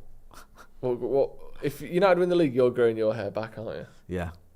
I'm gonna have a comb over. Oh God, I'd fucking love that. Loads of gel on it, Yeah. just Jay so will know so this. sparse. Yeah. Amrabat, is he bald by choice? I think he is bald by choice. I've been looking very closely at the follicles. So they're I talking about think Amrabat, by the way. I think he's. A fake baldy. You think Yeah. he's actually No. young in it? Yeah, I think he's just shaving his head, like bicking it every day. And is there an element of, are they sort of looked down upon within the community? People who are bald by choice? Because is that almost a slap in the face to you sort of lifers? Do you know what I mean? I can see that. I don't that's look at it gotta that cause way. I know some controversy. people do. Yeah. I look at them as allies. Do you? Yeah, I do. I But think, is it not the I so- think he's yeah. with us. But is it not the sort of person who's like, oh, they had loads of drink, they have 6 pints on a Saturday and go, bloody hell, I need to calm me with the boozing. Do you know what I mean? I've got. Is it not a similar thing? Someone who has a ciggy and goes, oh, I'm right addicted to ciggies. Mate. No, I get your point, Yeah. but I just feel that the more bald people, the better. That's Okay. how I look at it. Yeah. For when the follicle war begins. Exactly. Yeah. We need as many as we can get in our side. Yeah, that's true. And Amrabat, I think he is. So Who else did you think is a bald by choice in the Premier League sphere or in the football sphere? Let me know in the comments as well. Who's not? I don't want to say faking it, but certainly Pepe? Pepe, Oh, yeah. Pepe, Good yeah. shout there from Abdullah. because but the thing is, not that it doesn't count, but we know his is bald by choice because he has grown it back at times. Yeah. Whereas Amrabat, I've never Someone seen him sort with the hair. telly out. I've never seen him with hair at all. Nah, because he played World Cup 2018 with that. Who? Amrabat? I don't No, know if you Pepe. interact with that. But obviously your North African ball knowledge isn't great. So. You've seen him running around in AFCON like 10 years ago. Yeah, that's true.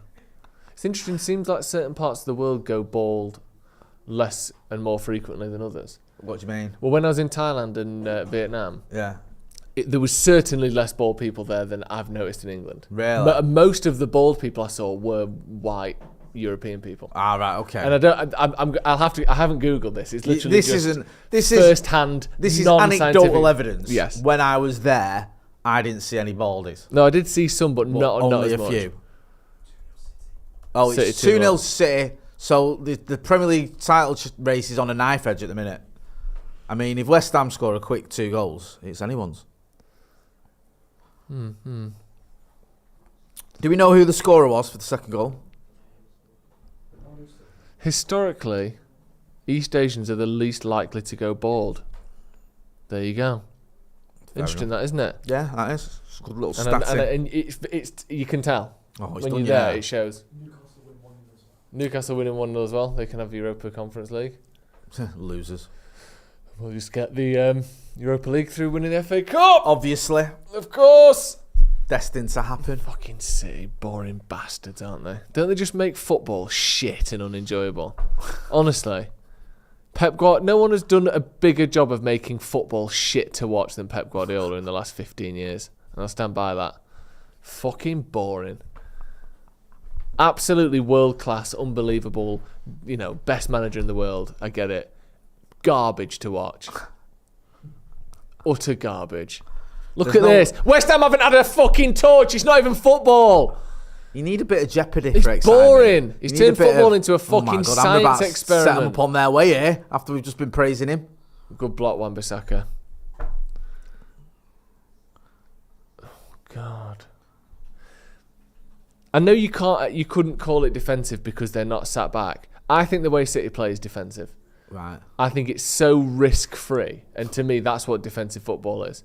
It's so without risk.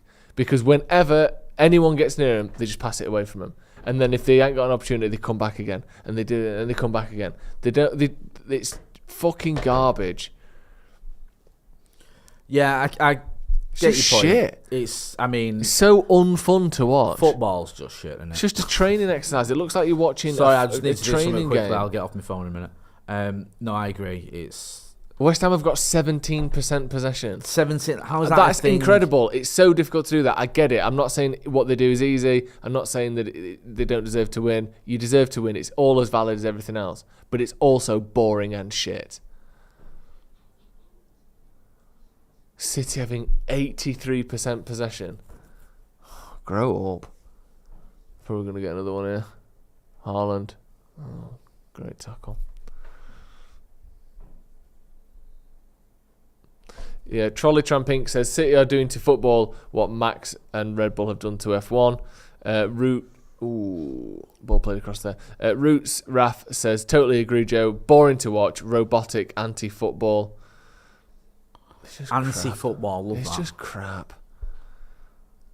Stephen Franklin says totally agree, Joe. Watching City is like playing your nan at FIFA. And can you imagine as well? And I'm not making excuses for the City fans by any means. But if you like going to the match and getting pissed and then you sit and watch your team just have 80% possession, just passing it around. Oh, they've had a shot. Oh, it's not going to pass it around.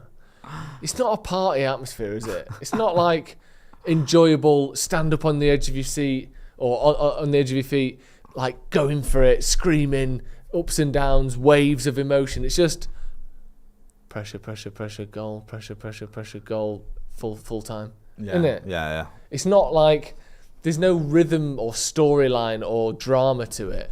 Like if you watched a play or a film that had the same storyline as a Man City game, you would never watch it twice. I remember having this argument with someone on the radio about City's treble and United's treble, and which is better and all that sort of stuff. And obviously, there's the fact that ours doesn't have an asterisk next to it. But for me, like they were making the argument of, we battered Bayern Munich, we battered Real Madrid. It was just, United had to get past this team in the last minute, this team in the last minute, last minute against Arsenal, last minute against Liverpool in the Cup, last minute against, losing against Spurs, turning that around in the league. But that's what made it exciting. Yeah. That is what made it exciting for me as a fan. Every game was like a big, massive drama. Yeah. And then we ended up coming out on top on all of them. Yeah. It was ridiculous. And it was just so exciting and entertaining and ultimately enjoyable, but also nerve-wracking. It did add to it. So I get it if you're a City fan, and especially if you're my age, you're old enough to remember when they were kicking around League One and they had players that wouldn't even get on their bench now, starting from every week. I understand that they're probably loving life, but I get your point. It's not like, oh my, are we gonna? You literally win the league every season. You batter every team, most teams nearly every week. The worst thing that happens is someone, might be top for a bit and then you're top again and you win it. Yeah. And even within the games, it's never like you have a go, we have a go. The games that City lose, except very odd occasion, there's been probably 6 or 7 of them the whole time Pep's been there. Yeah. There's usually 1 or 2 a season where someone will like actually outplay him and look better than him. But even the games they lose, they have all the ball, all the shots. The other team just happens to score 1 of their 6 shots. Yeah.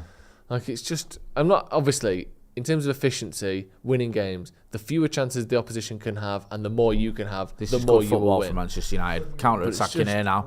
Boring. Bruno on the ball, going through the middle. He's found the pass. Oh, it's a bad first touch and that was woeful from Scott McTominay. It was really good play out from the back though there by United.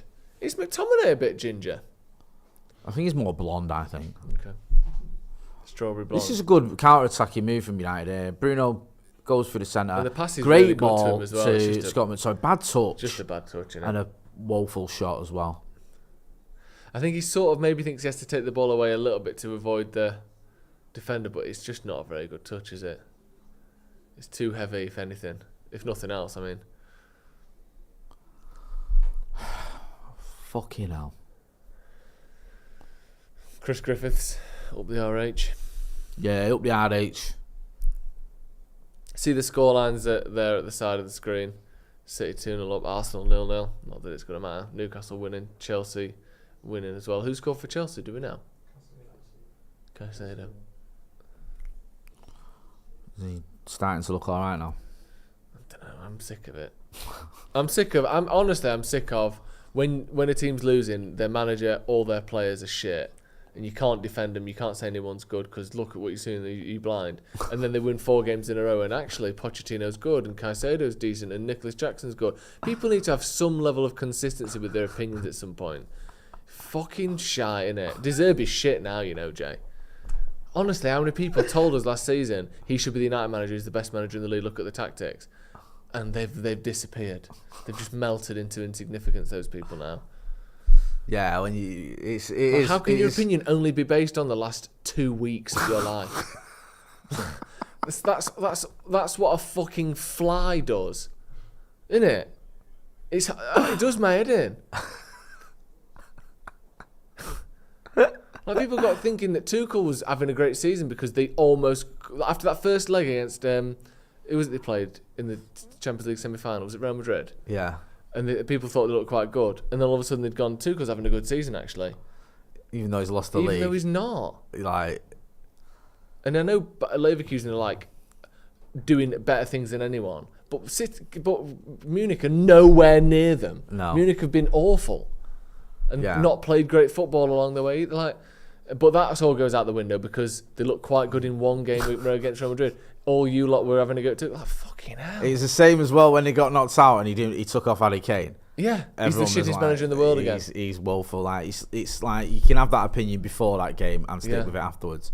And you're like, listen, I get you're allowed to change your opinion. That's right. Of course, I do. Some people are so reactive, and it is like you say on a weekly basis. It's literally just constant.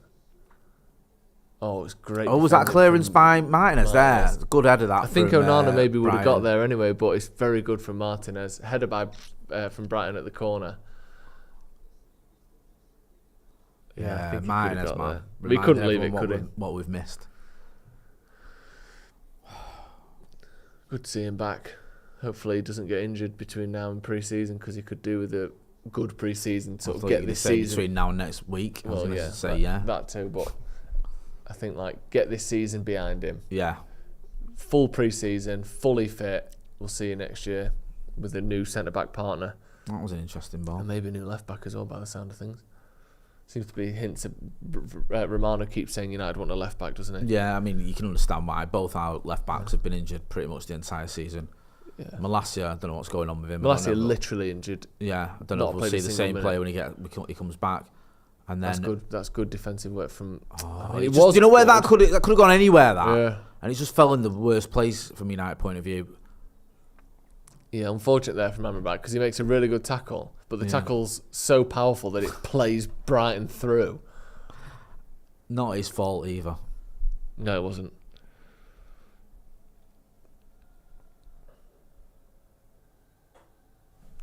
Are we hopeful of the Lance Armstrong Man City effect? No. I think the repercussions of that would be just untenable for the Premier League if they were to say, right, we're going to strip you of all these trophies or whatever. Yeah, and just not have a winner. Yeah, I think it'd be almost too difficult for them to get their head round, or for people to get their head round, or for them to sort of move on from that. They'd have to say, look, you know, all these seasons can't have just been for nothing. So, I mean, I don't know. I wonder if just can't see it happening. But the problem is, though, it's like if you're only ever going to get punished for the season that you're in for things you did in the past, you might as well cheat. You literally might as well cheat because City are being punished for stuff they did 8-9 years ago, and will only get. So they've had 8 years worth of cheating for 1 season's worth of punishment. Yeah. Like, why would you not fucking cheat? They have to go back and do something, whether it be taking points off them, whether it be, like, I don't know, maybe, like, removing titles or whatever it is. But, like, if all you have to do is cheat, stall, get punished 1 year, and you're allowed to cheat for 10 years. How is that right? No. They either need a way to speed the process up where you are tried and there is a result within the same season no matter what. And if that's as a result of, the team not letting you look at their books, then so be it. Brighton are in here. Yeah. Brighton are in here. Brighton are in. Oh, He's fluffed his lines. Should have scored. Certainly should have hit the target.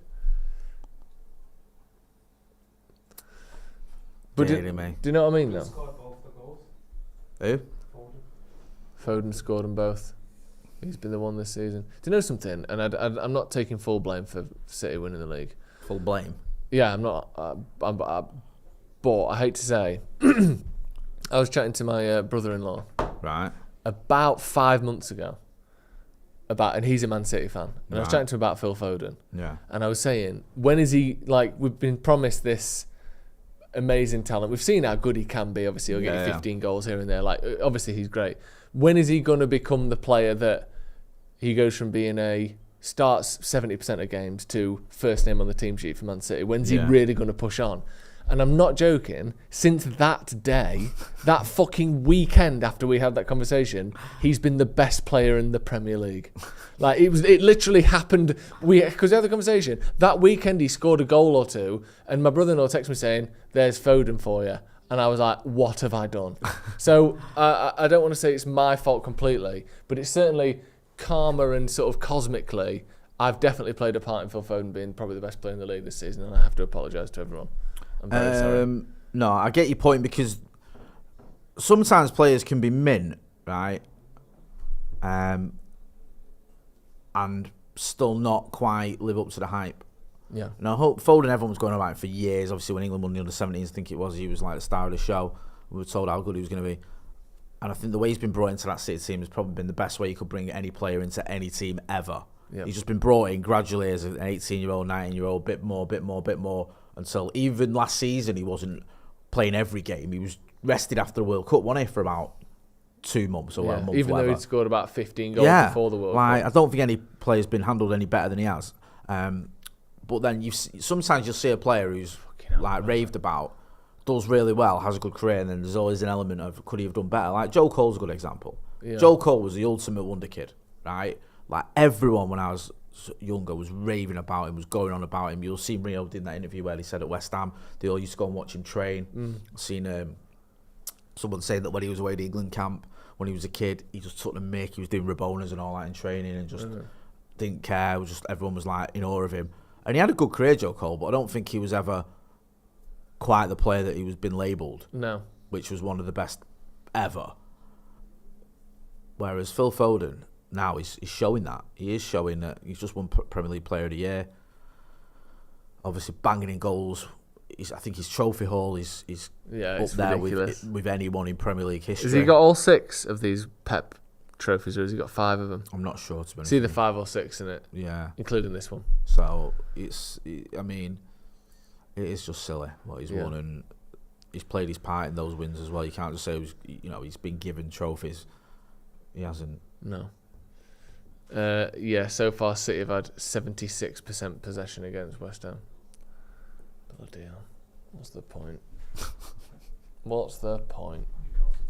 Newcastle 2. Oh, fuck off. I saw that. Yeah, down at 10 men, aren't they, Wolves? Liverpool 1-0 up. Wolves down at 10 men because the referees decided to give Klopp his obligatory red card benefit. Yeah, he loves that. It's tradition. That's all right, well done. Keep the ball now. That's a good ball from Martinez there. Bloody hell. Just a little. Like, we keep doing good things, but what? it's spacing on the pitch. We ain't got much room at all at the minute. Oh, lucky.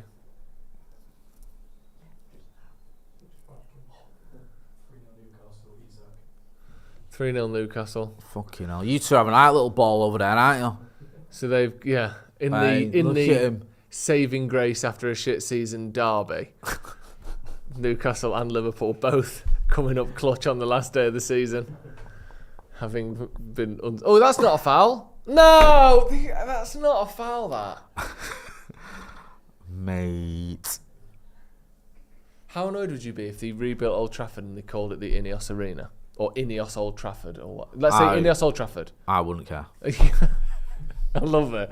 You wouldn't care at all, would you? No. What if they call it the Man City Arena? But it's United ground, but we get $2 billion a year for it. No, obviously, if they called it the Man City Arena, I would care. Okay, you would care. So you have some scruples. I'd do my best to burn it to the ground. Okay. But let's say they called it the if they Ineos called it the Arena. Ineos Arena, I couldn't care less. Really? Genuinely. Why not? You just still call it Old Trafford. Yeah, but eventually people wouldn't. Let me ask an expert on this field. Ethan James, did Mike Ashley in his infinite wisdom, did he rename St James's? What did he call it? He called it the Sports Direct Arena. When you were chatting to your mates down the pub or down the youth club, depending on how old you were, what did you call it? Young Conservatives Club. Yeah, down the Young Tories Club. Good point. What did you call it? See, you call it St James's but Park, the difference which here, is what Jay, I do. That's a very good ball. Good block from Amrabat. But here's the crucial difference. Ethan, how long was it officially called the Sports Direct Arena for? 1 season. Right. Do you think it'd have changed though? Yeah. In 10 All right years? then. Do they call Arsenal's ground Highbury? Do they call City's ground the City of Manchester Stadium? Do they call? I don't know what they. No, they just call it Etihad, didn't it? That's what I'm saying. So eventually, you can call it New Main Road in the pub all you want, but 10 years later, people are calling it Ineos. That's right. Fair enough. If we weren't to call it Old Trafford anymore, I wouldn't be asked. If I was going, I'm going to Ineos Arena. Oh my God, what has my life come to? So then what? I've got to go and stand in this brand new stadium that's 80,000 seater or whatever, where I'm not getting covered in piss. So then what? Why were you getting covered in piss? That's not a Because thing. I pissed myself. No, that's not the stadium's fault, Jay. No, you've been at the if you're toilet at Old Trafford right? covered in piss, that's Are you your not own telling fault. Me, you've been at the toilet at Old Trafford, you've never waded through piss in them urinals. Come on. There's a difference between maybe just onto the leather of my shoe above the sole and he's got a bit of wee on and I'm covered in piss. Covered in urine. It's because you... 1-0 Everton? Oh, God. That would be the ultimate fucking... Can Liverpool still come second? No. Thank God. That would be so Arsenal, wouldn't it? Oh, God, Arsenal. Oh, well. Sorry, lads. You shite. Bayern Munich finished third. Tuchel out. Bayern finished third. Tuchel's class. Fucking hell. Tuchel's wicked. He's walking his way into this United job. It wouldn't bother me. Really? So what is Man United to you then? Because obviously you're as sort of strong a Manchester United fan.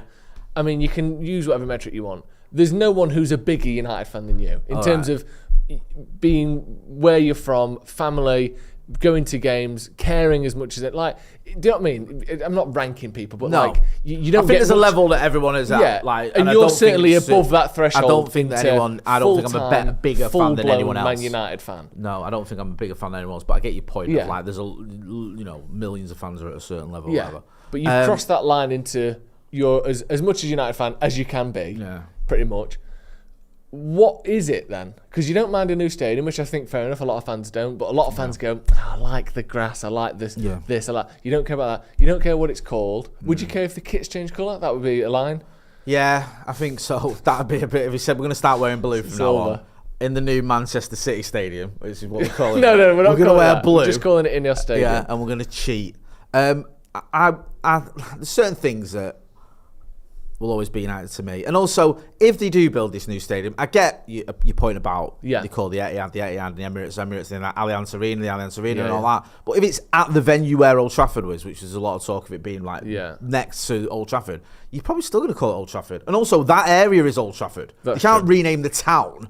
No, it's Salford, mate. What? That's what City fans Yeah, City fans say Salford, and they're about as clever as they look. Even though Old Trafford is that area. Yeah. So I think that Arsenal calls, and also it doesn't bother me, this whole thing about the stadium. I care about Old Trafford. I love Old Trafford. I had some of the best memories of my life there, but I don't mind having a new stadium that is fit for purpose. And I get you have to move with the times as well. United should have the biggest stadium in Britain for a Premier League club. We should have the best, and we haven't. you know what I mean? I think Spurs is bigger than ours, isn't it? Spurs 80,000 or whatever. No, United's is still the biggest. Oh, sorry. In terms of club, it's only Wembley that's bigger. Right, we should have one that's bigger than Wembley then. We should have Yeah. the biggest stadium in the country, and it should be good, for want of a better word, instead of shit. Yeah. I might not get covered in piss, you might have a point, but I get covered in fucking rain. Which is God's piss. Yeah. Isn't it? Do you know what I mean? Or Nature's if piss. you're lucky enough, you get covered in concrete because that is- falls on your head. Nature's poo, Is that what I mean? isn't it? I remember. I suppose.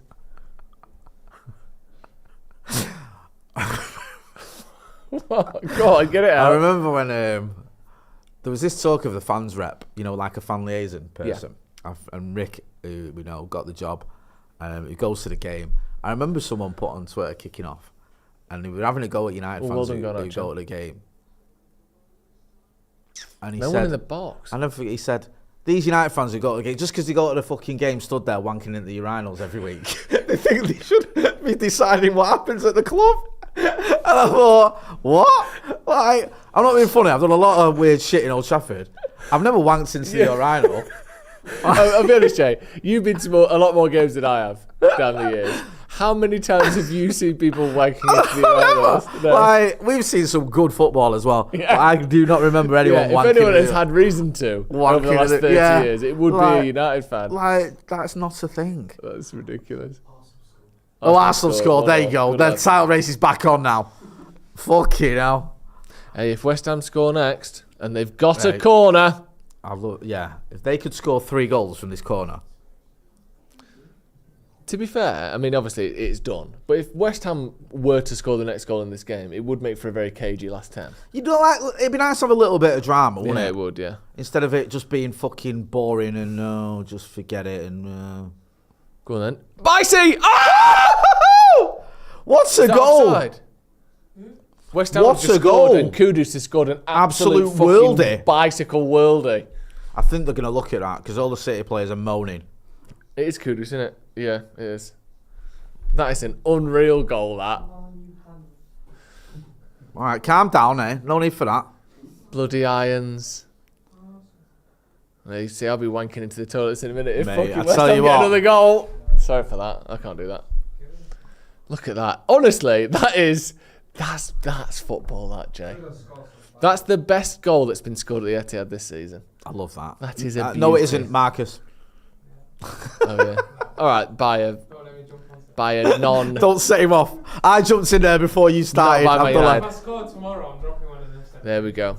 At the Etihad. United's game is now the only one without a goal. When did that change? Fulham just scored against Luton. Fulham just scored against Luton. That game everyone's watching. Bloody hell. Kyle Walker's having a laugh with David Moyes. Do you think that's Let's see got who's the laughing at the end of the season. Pardon? lowest views Fulham against? Fulham versus Luton today has probably got less people watching it than a rerun of Ready Steady Cook on fucking Challenge TV +2 on it. Who's watching that? You wouldn't even watch that because you couldn't even get to it because it's not even televised. So the dodgy streams of that game have to have two. Of Fulham versus It's Luton? literally the admin for that illegal stream just sat by himself going, why do I even bother, isn't it? Should we do Fulham versus Luton, fucking hell, no offence, but come on. They're Do you both reckon, done. right, have a search on YouTube, right? Go into YouTube. I want you to put this search in. Okay, Fulham slow down. Yes, v Luton. watch along. Watch along. Right, I'm not going to name any channels because I don't want to be a twat. No, I want to see if there is one. But specifically Fulham Luton, Yeah. And I'm No. not mocking him. No, I just there is want to one. see if there is one. there's one from 2 years ago that when Right. when they were in the Championship No, together. yeah, that's fair enough. So we're going lives. Fulham versus Luton watch along. There is no Fulham versus Luton watch along. No one's doing one. I mean, That says it all. it does actually, doesn't it? You could probably get a Fulham. You could probably get a watch along for Altrincham versus fucking Blythe Spartans. Which is happening every day, every week of the year. Can we have some subscribers, please? Right, we want to get to 750,000 subscribers by the end of the season, and we're not there, and we're running out of days. Yeah. If you're watching, hit subscribe and also Yeah. hit like as well. We're at 700 likes. Let's get to 1,000 likes now. We've got over 3,000 people watching. I feel like United haven't touched the ball for about 25 minutes. I feel like I'm struggling to even remember United playing. I'll be honest with you. That's a big goal, that West Ham goal, you know, Jay. It's not, though. It's really not. It's like... If they get one more goal and Arsenal get a goal, let's move on. If West Ham get one goal, Arsenal have won the league. You know when you'll get like a fighter like Muhammad Ali, and he'd have these mandatory challenges because he used to fight every month, and he'll have a fight against someone who like is a bartender in New York for his day job, and he's fighting for the heavyweight championship on a weekend. Yeah, and he'll be fighting Muhammad Ali. If you watch some of their old fights, and Muhammad Ali's just going through the motions, just boxing and just taking it easy, and the fighter will hit Muhammad Ali in the nose or something, and annoy him. Yeah, and Muhammad Ali will just think, hang on a minute, I'm not having this, and just do a 20-punch combo and just like end his career. Like, that's what that is. That's what City are going to do. Haaland did nearly just score for City. City now are going to go, what? You've annoyed us now. Right, let's just score 5 goals. You just made City mad. Yeah. It is half-time in the Manchester United game. Grizzly says FA Cup is going to be a bloodbath. Interesting. We'll have to wait and see. Andy Tate's going to be here. Yeah, we'll be here from him. Abdullah's going to be here as well. He's primed and ready to go. What were your thoughts on the first half, Jay? And the first half of the games around the country in general? I mean, we've not really got anywhere where it's on a knife edge. I wouldn't mind if it was a little bit exciting. It's like, oh, what's going to happen? But there's none of that. The relegated teams are all relegated. We know that anyway. The title, I mean, you're asking for more than a miracle. I think you're downplaying it a little, actually. The fact they've just got one back is something, isn't it? Right, David Moyes' record against the top 6. David Moyes is leaving after this game. True. City are a machine, so constantly win. The record at the Etihad is literally unbelievable. Rodri's not lost a Premier League game since 2004. Yeah, when he was 6. Yeah, I mean, it couldn't be more one-sided if it tried. All the stars are lining up for City to just win the title. I just cannot see anything. I'm not trying to be like, I genuinely believe that. Do you think, Jay, in a sense, you're protecting yourself from pain? Is this a sort of a tactic that you're using to stop yourself getting hurt again? I think it's years of realism and heartache. Where do you think that came from? Is that something in your childhood? Well, it all started when I was 7. Yeah, you know, I didn't get the toy I wanted for Christmas. It's tricky because you really got excited for that toy, didn't you? You were convinced you were going to get it, and I didn't get it, and then that just led my life to a spiral of drinking alcohol for the next 30 years. And ever since then, you've never truly let yourself sort of believe that the good thing is going to happen, have you? No, that's part of the problem. Do you know what I mean? Do you know what I prescribe for you? Do you know what I prescribe for you? Go on. Fuck off. Right. Disgusting. Andy Tate, get in here. I don't want this pathetic loser next to me. Abdul, thoughts on the first half? Manchester United 0, Brighton 0. Oh, Brighton God. Probably the better team in terms We've of had 2 shots. Definitely. We've not even worked the keeper. Yeah. Not 2 shots on target. It feels like we're just playing McTominay every time. Negative. Stop being negative, man. You never know. Anything can happen. The league's not even done yet. Jay's changed. We've got a different Jay. What's there to be positive about? Jay thinks West Ham are going to beat City now. After our little chat. No, it wasn't a very good half from United, was it? I think it's just they need to change it up because a lot of these guys, it feels like they're just coasting in this game. We're just literally playing the ball into McTominay in the number 10 and he can't turn every time. And he just gets fouled, and then we reset. Like, that seems to be Man United's play this half. Brighton have had a few opportunities. Martin has made a good block for one of the chances, but it's just been dead. It's a proper, end of season. Feels like a pre-season game. That's what I'd sum it up as. Yeah, it's been poor, isn't it? I'm joined by Andy Tate. Andy, you watched that first half. We'll start with the United game first. Obviously, there's other games going on which we're going to talk about as well. Get your thoughts in the comments on all of that. But United first half, they've had 10 shots, we've had 2. They've had 60% possession to United's obviously 40% possession. Not a great half of football for Man United. Was it? No. I mean, there's been 2 chances, has it? McTominay and there's been Garnacho near the end of the first half. And Brighton are basically running the show and being dominant. Yeah. So, and it's disappointing again. You want to play for your place for next week? You know, you just wonder now, players, like, you know, do you want to play next week? Come on, turn up. Let's say our record at Brighton over the last few years has been terrible. Yeah. And, you know, a lot of United fans got up early to go down there today. So, yeah, it's a trek, isn't it? It's a trek and a half. So, yeah, think of the fans, you know, just give a bit more second half. And very, let's say, events elsewhere have gripped me in the last few minutes. I'm surprised you didn't hear me from upstairs. I seen a West Ham goal. Yep. Jesus Christ. Mark Hughes eat it out, lad. Good goal, wasn't it? Oh, good goal. And, yeah, you laugh at Arsenal and 2 minutes later, woo. Wow. So that's football in a nutshell. So after 79 seconds, after 20 odd minutes, it's over. Oh, yeah. It's amazing how one goal can decide anything either way in other events elsewhere now. Yeah, if Arsenal score and West Ham score, Arsenal have won the league. And obviously, if it stays as it is or City get a goal, then I think it's pretty much done. I mean, I think it's probably done anyway. Never say never. But exactly, yeah. Especially as the game goes on and City get a few nerves kicking in, because there will be nerves. Who knows what will happen there? But I think City will get a goal. Thanos, inevitable. In the second half. And they'll be inevitable and they'll win. A few people in the comments about United. Conrack says that was painful to watch. These players owe the fans a performance. How much, Abdul, do you think is playing in their minds about, like, so certain players in particular, like Martinez maybe, in terms of physical, but the rest of them, do you think they're kind of just hoping to get to the cup final without injuries, without any issues? Like, and in a way, can you blame them? I know obviously you want to put a performance in, you're playing for Man United and you want to earn your spot in the cup final, but Newcastle are going to win. United can't finish any higher than 8th now by the looks of things. Like, the FA Cup next week is all that matters, really. Do you blame them for playing a little bit slower, or do you think they should put the shift in no matter what? Yeah, I think I sort of understand it. It feels like sometimes when you haven't got much to play for, you know, but obviously them trying to go for it's just the like European the Palace place. game. It's about giving a toss. It's about being professional, playing. Professionalism is the key I can accept losing, but if this is going the same way as Crystal Palace, and I don't want it. Yeah. I think the thing is, like, with today, I sort of get the point that Joe's alluding to, you know, with like trying to play safe and not with injuries and stuff like that, especially with what we've seen. I think both teams, it very much feels like, you know, them end of season games where there's not much on the line. Yeah. And that both teams are just knocking it about. There isn't like a lot to play for.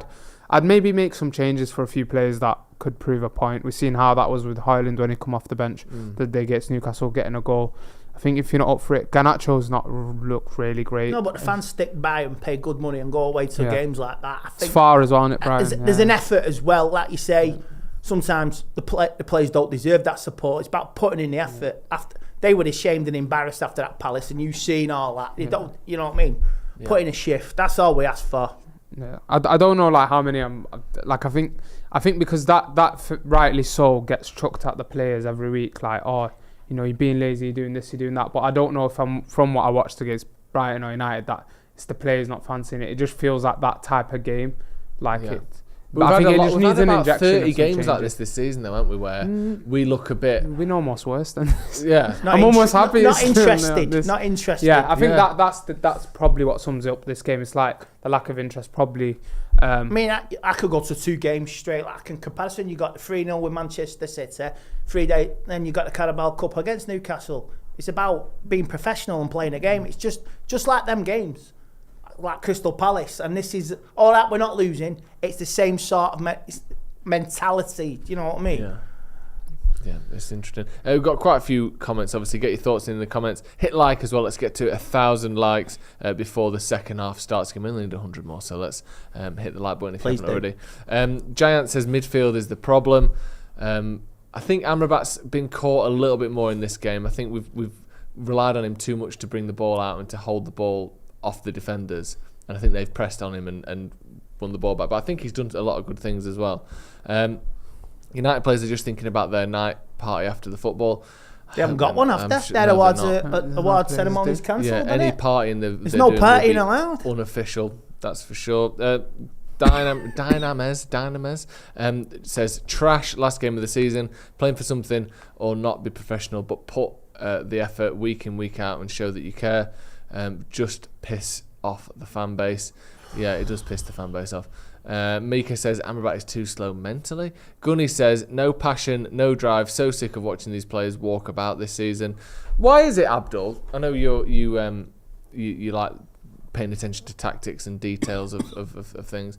Why is it that we fundamentally seem to struggle so much against Brighton under Ten Hag? Regardless, I mean, this is the end of the season. With all the things we've just talked about, every time we've played him, we've lost.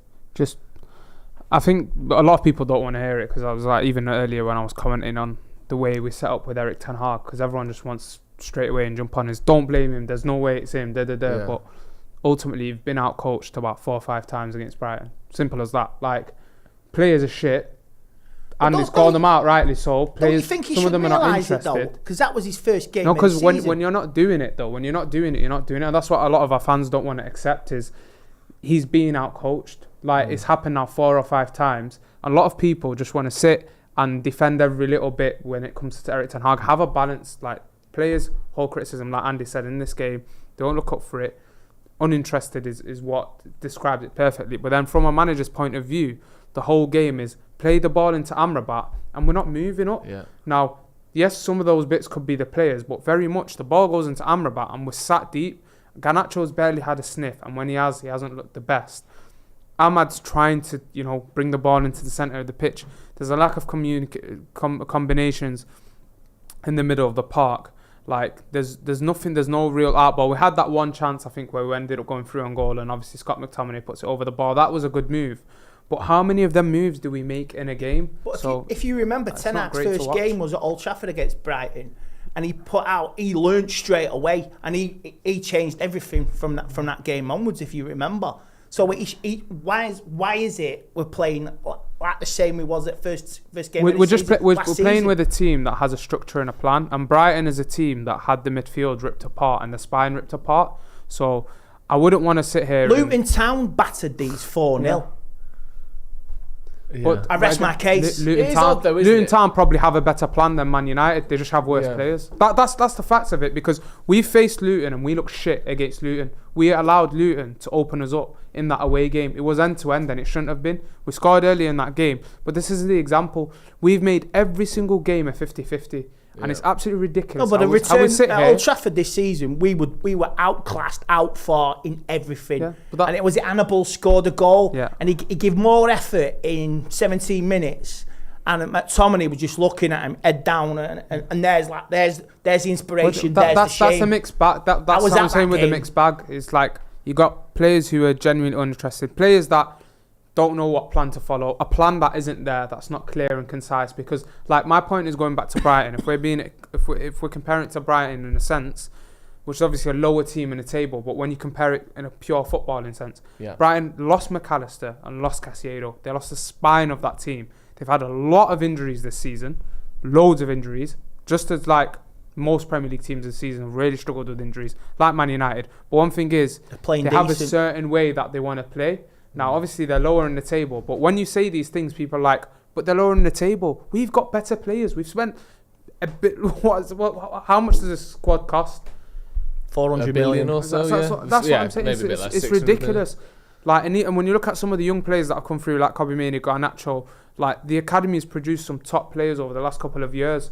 Like, when you compare the quality, Manchester United should be doing better, no excuses. I feel like for a lot of fans, it's genuinely a cop-out every single time when it's like you compare it to a Brighton and but they're lower in the league. But we got a better squad. Whatever way you want to dress it up, Man United have got a better squad. So that's what I'm saying. Man United should be playing better football. And I think the way that people have constantly defended Erik Ten Hag and allowed him to have a way out every single week without having a balanced debate is, yes, it's the players, but then you get a lot of fans on the spectrum where they're so extreme with Erik Ten Hag thing. It's like, well, injuries, I don't want to hear it. There's injuries. I think personally, it's embarrassing to watch. That I like Ten Hag and I think I would stick with him, but I don't deny that his tactical choices have damaged us at times, and I see what you're saying. That's a fair analysis. And I end up at a slightly different conclusion, but I don't disregard what you're saying. I don't even have Brighton an issue. Is not just the Brighton issue as a game, but as a bigger issue that is exemplified in the Brighton game. The tactical thing is a worry for me, and I worry that the tactics he's trying to impart are either not good enough or so difficult that unless you're a top 2 or 3% team in the UK in terms of personnel, you can't play it. That's a word for me. Maybe the tactics are too difficult, or relying too much on the players being better than the players they're playing up against, which is a worry. But we do need to see you more fairly analyse that, flexibility. and that's where it comes to me personally. Like, I don't have an issue with anyone sitting here and saying, I think Erik ten Hag should continue the next season. Now, from my point of view is he hasn't shown me anything from a point of defensive stability, control of games. Tactically, move please the element of injuries in that sense. Yes, I understand they massively impact things, and go on, we'll give you like 2-3 places in the table where you're like, that will impact you. But when you start playing against sides like Burnley at home, when have Burnley ever come to Old Trafford, even under Jose, when he supposedly played defensive football, when have Burnley ever come to Old Trafford and dominated us? Yeah, they don't do that. Burnley turned up and dominated Man United and played better football than Manchester United on that pitch. Burnley had some of their squad ripped apart going into the Premier League. There is absolutely no excuses. And I said, my issue is mainly with fans that just have that extreme. What your point of view is in terms of looking at Erik ten Hag and saying he needs like that level of player for this plan to work, that's a very fair analysis. I could see that happen. Maybe the level of football he's trying to play needs a top tier across the board for it to work. It's almost Pep in that sense. Like, Pep would just kept ripping that City team apart until he got elite level technical players across the board. But again, he has to show something in terms of a plan. But second half started anyways. I agree. Yeah, cheers, Abdul. We'll be hearing from Abdul a little bit later on as well. Andy, just before you go, we'll get Jay back on. Manchester City versus West Ham, Arsenal versus Everton. Do you see that going any other way than City winning the league? You think there's always that 90%, 95% chance? Yeah, it will. But like you say, maybe you need an Iron Man, a hero. Snap the gauntlet, and do something inspirational. So, like you say, maybe Zuma, like, you know what I mean? Redeem yourself with a lot of people. Yeah. You'll score that goal. Give everybody a lift. Yeah. Have you seen that stag do in Leeds? With all the lads dressed in West Ham kits. It's funny that, mate. That's funny. So, but... so you give them a 5-10% chance, West Ham, of getting a... Well, longer it stays 2-1, like you say, I'd take that. It only takes a minute. That's true, isn't it? Or a second. Do we know where Jay is? Is he knocking a boot? Okay, we don't know where Jay is, so we're gonna have to sit stuck with with me. No, I'm not stuck with you. You're stuck with me. You know what I mean? You're not in We here will with be me. judged next week. Yeah. I'm not in here with you, Andy. You're in here with me. Like a horror film. That's scary, isn't That it? is crazy. If someone tried to burgle your house, would you try and get them out, scare them out? Would you call the police? Or would you lock all the doors and do them in? Touch me Transformers, I'll kill him. Yeah, love that. I love that. And that's not a euphemism, so... And I mean kill him. Ooh, Brighton with a shot there. Nobody touches my Optimus Prime. Yeah. Especially my signed one. What if they tickle your bumblebees? Well, if they touch your hot rod, you've had it. That is true. And there is a Transformer called Hot Rod. Yeah, well, I hope so. I hope it was part of the joke. Yeah. Yeah. Nerds out there will get it. A lot of we're just giving the ball to Amrabat at the minute, aren't we? That seems to be the tactic. Oh, Wan-Bissaka with a poor touch there. Luckily, he's made up for it. Right, United trying to play out from the back again. See if we can get out this time. Is Jay just gone and done a runner back to Wormstead? Jay's nipped Eccles. home. He said he's got to. He's not sure if he's left his straighteners on, so he's nipped home. He's going to sort them out and then he'll be back afterwards. A rumour went around the Emirates. Is this true? That they'd equalised City. There's and the footage from BT is unbelievable. It's just like... Oh, is it? The rumour went round the Etihad apparently that somebody did in Adele. Rumour has it. Yeah, the rumour around the Etihad, the Emirates, sorry, that West Ham had equalised against City, and the footage is excellent, apparently. No, but the thing is, that could be a day. West Ham equalised late on. Why can't West Ham done us 25 years ago, nearly 30 years ago? McCloskey had the legend of a game. So if West Ham do their part and Arsenal don't, it's their own fault. Do you know something, right? I know, obviously, there is a sort of pot kettle black situation here where I know I'm literally on camera saying this, But when all the Arsenal fans find out that, or think that West Ham have scored an equaliser, they're all looking at the cameras in the stadium like going, yes. Like, if you're in the ground and you hear a rumour that West Ham have got an equaliser against City, you're not finding the TV cameras to cheer at, are you? Have you ever done that, Jay? When you're in the ground, have you ever looked for the TV cameras in the ground to celebrate into them? No. Have you ever done that in your life? Like, look at this, look. All the Arsenal fans, there was a fake rumour that went around the Emirates that West Ham had equalised against City. Right. So obviously the Arsenal fans absolutely loving it. But look at these, like, celebrating into the cameras, like, while the game's on. What was that as well? 1-0. It looked like it was going to be 1-0. Oh, that will be. Oh my God! How the fuck have Brighton not scored? Let me see that again. It might just be the worst thing I've ever seen in my life. Look, so they're just a rumour's gone around that it's 2-0. These guys here, look. Please. Imagine you went to the ground and your dad started looking for the TV cameras. Oh God! Honestly, I'd have to be getting a separate car home with him. Honestly, I'm I'd not get a the violent train. man, but bloody hell, you'd never sign a punch in that face. I know. And I say that as someone who's on camera, literally, looking down a camera saying it. But it's just like a different scenario. Yeah, isn't it? When you're at the game, come on. Awful. Come on. Do you know what? I feel sorry for people who get caught on camera. Doing stupid stuff. Yeah. Like. Oh my God! Just the 3 bouncers in our box for their corner. The Leeds fan that was booing us that time. I always remember him. Yeah. Because he's only a kid as well. He's only about 16 or whatever. But remember, and he was sort of crying. The fake gasps behind the cameras. He by was the way. crying. Like you even care if Brighton score. I know. Brighton nearly had a header in our box, and Ollie's passing out with excitement. I love it. Oh my God. Oh, it's a good. Do you know what? Oh my God! It's Casemiro still got it. Still got it. Give him a contract extension. Yeah, I love that. We had more men on the line than marking Brighton players then. All of our defenders then. Revolutionary fuck defending. new We'll tactic. just do like the sort of the showy offy stuff. Run to the line. All 11 men on the back lines. A treat. Rubbish. Back to the City game. They're still 2-1 up. West Ham on the ball. I mean, obviously, most likely scenario, City get a goal within the next sort of 15, 20 minutes and the game is essentially dead. Yeah. If City don't score, and the longer they don't score, could you see a scenario where it starts getting a little bit rope-a-dope, City sit back, West Ham come on? Like, can you see that situation building, or do you just think City will get a goal? Or do you think they'll play 2-1 and they'll pass the ball around and they'll win 2-1? I think they'll just carve an opening. They have that thing, don't they, City, at times where, earlier you were saying how they can be a bit boring. Yeah. And there's times when they just keep the ball, they just wear you down, don't they? Because they don't make mistakes. Like they don't. Yeah, like they're doing now. Yeah. They don't take any unnecessary risks. They'll just find someone like De Bruyne or whoever, or find a killer pass, or Doku will go past someone, or Silva will fold in or whatever, and then they'll get a goal from that. Yeah. They're like trying to play against bacteria or something, aren't they? Do you know how a bacteria will just sort of find like a weakness in a system and they'll all just funnel into that?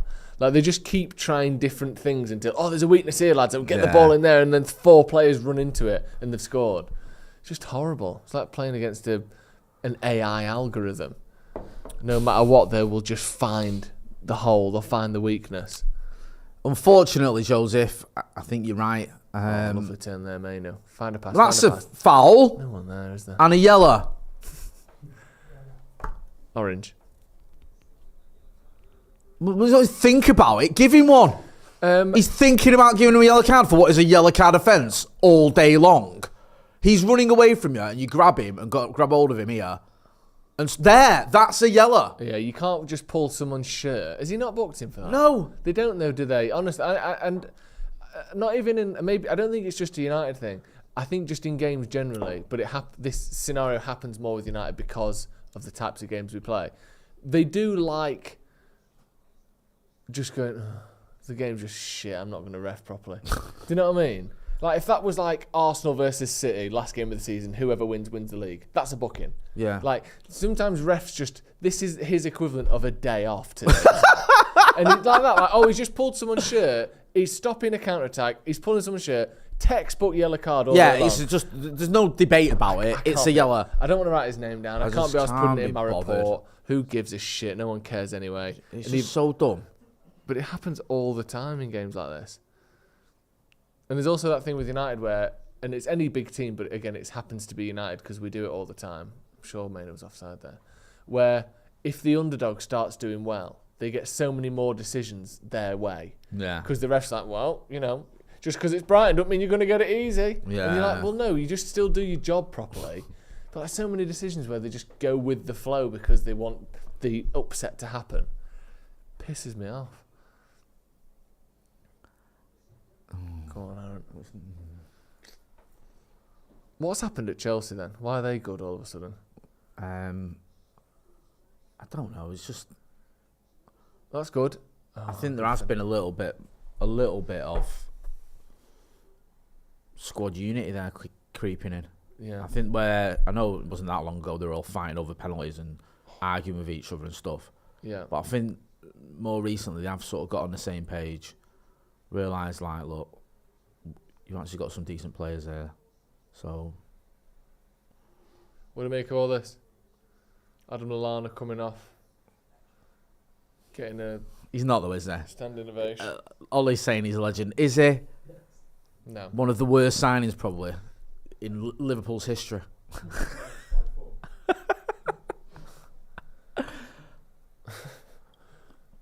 Norwich 5-4. I don't even know what that is. I think it's a gang that Callum Skaman's in. Yeah. Is he crying?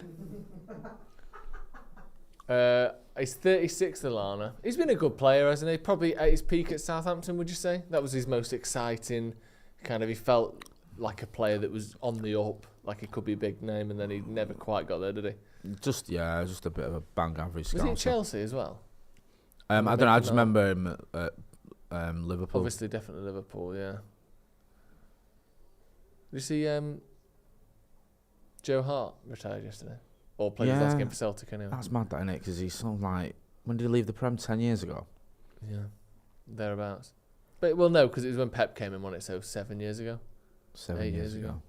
It's weird that. It was an interesting spot from Guardiola, that, wasn't it? Yeah. Like, Joe Hart's like on his way to being a City legend. Probably still is. Was he their captain as well, or thereabouts? No, I think Company was the captain when they won the league. But it was a very senior figure, I think he was a wasn't senior player, and he was well liked by the City fans. I remember there wasn't many City fans who questioned. Yeah, Delo. Oh, why have you slid Rubbish in there? that Delo.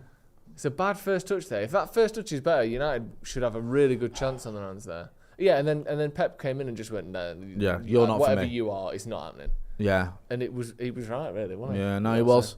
I think Joe Hart's one of those as well that suffered from some questionable moves. Right, he went to, was it West Ham he went, which was a bit of a disaster. Yeah. Was he at Spurs? Yeah, as like third choice or whatever. But even then, didn't he?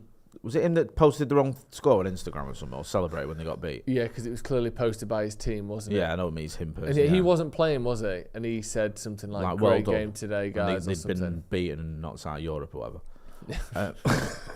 God. Did he ever play abroad, Joe Hart? Because he played at Torino. There you go. There you go. Right. It's weird how it's almost I don't know what De Gea's future will bring, obviously, but it's almost a similar thing of like you're playing for a very good team, top United. I know they're not this season, but David De Gea finished third with United last season. All of a sudden, the manager goes, "I'm not keen on you," and then everyone in Europe went, "Yeah, we agree." Yeah. Like he went straight from City to. He was on loan for ages at Torino and West Ham, then just to Burnley, barely played in 2 years. Tottenham, barely played in 2 years, and then ended up at Celtic for the last 3 years. I mean, if you look at that, 2008 to 2017, 75 England caps. Yeah. And then it just stops, obviously. Yeah. Stops in 2017. I know, obviously. So when Pep decided, like you're saying, he's not for me, no one else went, he is for us, really. It's sad, isn't it, a bit? I don't care about Joe Hart, but if that's me, I would be fuming at Pep. Even though he was right in terms of his team winning. He's killed his career, really, hasn't he? It must have been a difficult first season as well, when you're watching Claudio Bravo stinking it up. Yeah. Johnny Evans coming on for Lisandro Martinez. Feels like this was pre-planned. Give him an hour. Yeah, thereabouts. Martinez off. That's a good shout. Why risk it? Yep, and Rasmus Højlund coming on as well for someone. Who do you think? Ahmad? Maybe. Oh, Bruno. Yeah, that Again, works. probably He's been just... injured, hasn't he? You've been injured. We've got a big game coming up.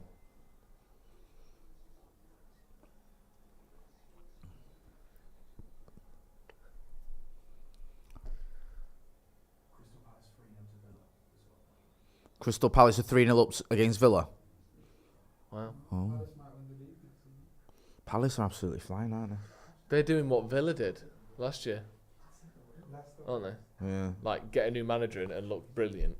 Yeah. And then... What are you two absolute...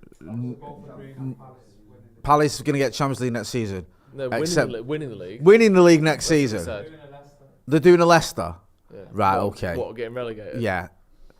This is, yeah, and then coming back and winning the league. Free kick to Brighton.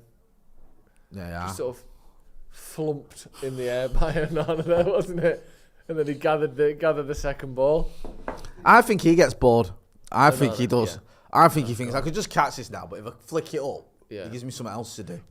I can imagine Onana, just the way he plays football. He's a sort of like lad, you go to school with him, you invite him around to play Xbox, and within 2 seconds he's just in all your stuff, like just completely. He cannot concentrate on anything for 2 seconds, like Joe McGrath. Do you know when he's just doing something else now? Like he just seems like he's just all over the place. In your mum's knicker drawer or not? No, I'm not going to accuse Andre Onana of doing that. But do you know, it's like, could play a different game. I was thinking more Joe McGrath, but right, yeah, he is, definitely. But he's just got ADHD written all over him. Yeah. Like, he just loves it. I think that's why a lot of, do you know, like the modern keeper? Yeah. I think it's just because they get too bored to not be like a play out from the back keeper. Because remember some goalies, like David Seaman at times for Arsenal, would just not touch the ball for 90 minutes. Mate, Van der Sar at United Yeah, is the worst I've ever seen. Van der Sar's a perfect I remember example. Van der Sar, there was one game where I swear he had nothing to do till like literally the 90th minute. I think it was Sunderland, or it might have been West Brom. But there was a game where he had nothing to do till like literally the 90th minute. Yeah. And that was like catching a cross. So I think as a result of that, goalkeepers have gone, it's so boring being a keeper, I might as well be good with my feet. So they let me be involved more. And I think that because if teams start doing that, involving the keeper and saying like, oh, we don't have 10 and 1, we have 11 outfield players, just one of them happens to be a goalkeeper, whatever, that nonsense, whatever they say, then almost every team's going to copy that. Yeah. Other teams are going to go, well, we need to do something similar to that. Yeah. Otherwise, we're going to have a disadvantage. Yeah. So now let's just have all goalkeepers can play with their feet if they need to. Yeah. So I do feel like it's even though evolved, for 150 years you didn't need it. No, you didn't bother, did you? Well, I get why you do. Yeah. But I wonder if you could still win leagues without playing like that. Speaking of goalkeepers, terrible news for the Ethan James community, which is a community of one. Have you seen that? Rumour has it that Newcastle fancy Aaron Ramsdale. Oh, music to my ears. That's got a smart, that Ethan, hasn't it? He's the biggest proponent of Nick Pope in the world, and he doesn't think Ramsdale's any I agree with him on Ramsdale. Ramsdale's one of them where the ball is coming straight at him. He'll take 2 steps out of the way to dive into it to make it look good. Yeah. Or the ball will be coming at chest height and he'll drop to his knees to punch it upwards. Yeah. And then people go, then Arsenal fans will clip it up and go, you can't tell me he's human. Yeah.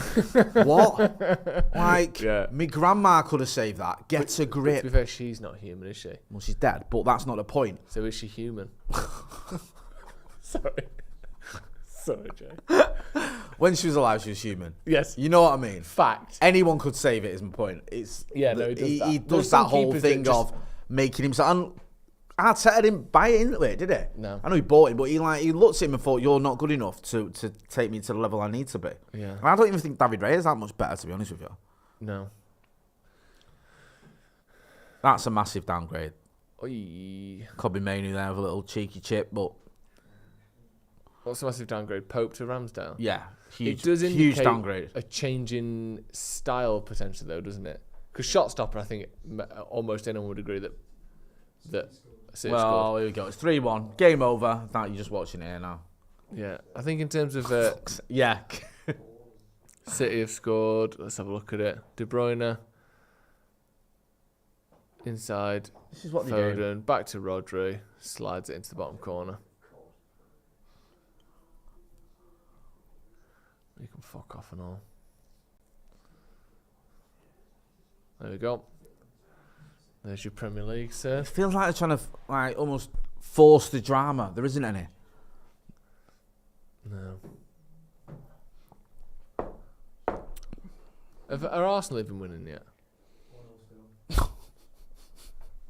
As it stands, obviously City are going to win the league. As it stands. Surprise, surprise. but the real mouth-watering clash is going on in Brighton, and it's still 0-0.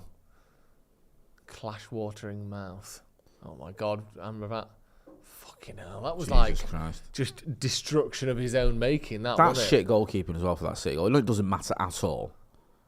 I think he's got to do better now. Yeah, he shouldn't get beat at your near post. And there, he's really. got a good answer it, and then he's done that thing of shouting at everyone. Yeah. It's Areola, isn't it? Yeah, like that's a really good hand. That. Yeah. Yeah, people don't talk about his name often enough, really, do they?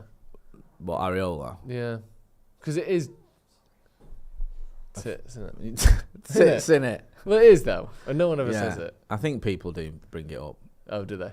Yeah. That was mad. I seen a video yesterday of Beckham's last game at PSG, and Areola comes up to. Beckham, Areola was in goal for PSG during Beckham's final game. Really? Yeah. That's mad. That was they all had like French flag dyed hair Yeah. for some reason. Why was that? Do you know? You know, Sarkozy went crazy. They all did it. Said he would have taxed them 60% if they didn't. Beckham United. played for so many big clubs, didn't He won the league in 4 different countries, didn't he? Who, Areola? No, Beckham. Beckham won it in England, obviously. Won 1 in Real Madrid, didn't he? I thought Fergie, the way Fergie He treated won one at Beckham was PSG. a disgrace. Who in Galaxy? I think he won it for Galaxy as well. He probably just gave it him at Galaxy. It's like as soon as you get there. Yeah. Isn't it weird that whenever you watch MLS, it's never the team with the big name players that are winning the league, is it? Yeah. It's always like the Minnesota cheese blockers and stuff. Who's their top scorer? Alexander Schooner. And you're like, who the what? 49 league goals. The Minnesota, Fucking who is the this? Minnesota What is cheese this? Yeah, blockers. like one team's got that famous team. One team has basically got the 2011 Barcelona Champions League winning team, and then the other one's just Johnny Nipplegate and his band of merry dudes, and they've won the league. What is that? The top scorer is always like Yeah. some South American, like wonder kid who went there when he was Yeah, 16. that's true. That's like 2,000 games in there. Yeah. There's someone. Yeah, I was just saying it's someone it's a Colombian striker who's played 2,000 games in the MLS and averages 39 goals a season, and yet his name is completely unknown to the entirety of Europe. It's got like no. What's his name? Was it caps.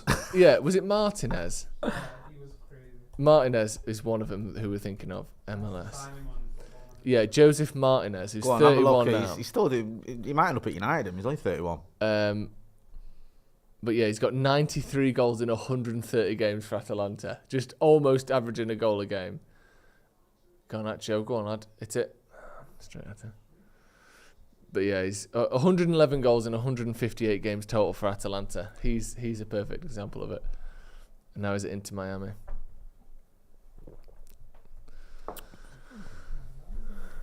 But you know what I mean? You never see like Messi or like David Villa or any of them lot. It don't feel like winning it. I think Villa might have done, but you know what I mean? Like the big name stars don't win MLS. Like Is last time there? they I don't did, know they how really the didn't. MLS works. Is there like any rules in terms of how much salary you can have, how many foreign players you can have? I know there used to be a I foreign don't know player actually cap. fully.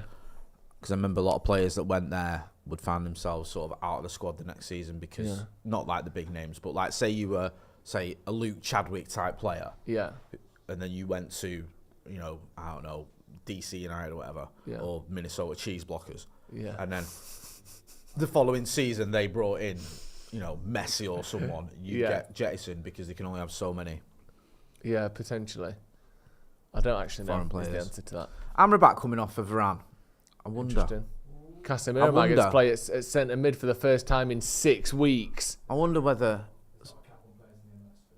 There's no. did they used to be? There's salary caps and stuff. I don't know if they used to be. I'm not sure. Have a look. I can find out, I'm sure. Varane coming on. Probably a little bit of a let's get you fit for the cup final, that one, I reckon. I think we're probably going to see a Martinez Varane centre-back partnership against City. That's my prediction anyway. Villa getting thumped. Palace owning Villa. Have they scored again? 5-0. Jesus Christ. Have they just put the kids out or something, Villa? Has he? Mateta's got 4 goals. Jesus Christ. I don't. Abdul interviewed Mateta once. Was he nice? Very big guy. Yeah, Very big guy. What height? Just huge. Absolutely massive guy. Where did they sign him from? From France. Interesting. Brighton player just down a little bit. He's actually only 26. Maybe we should sign him. Just waiting for I don't know, it's like some sort of vision issue for one of the Brighton players there. Old Tom Murphy says we only lost 4-0 to Palace, so shows how shit Villa are, doesn't it? I know. Pathetic. Embarrassing by them compared to us. Welbeck on a free next season? No. I hope not. They qualify for the Champions League and have nothing else to play for. Yeah, but you still don't want to get battered 5-0 by someone, do you? I get they might not be at their best, but you'd also think last game of the season, let's try and put a bit of a shift in and not get completely obliterated by Crystal Palace. Although they've been very, very good under their new manager, haven't they? Glasner. Yeah.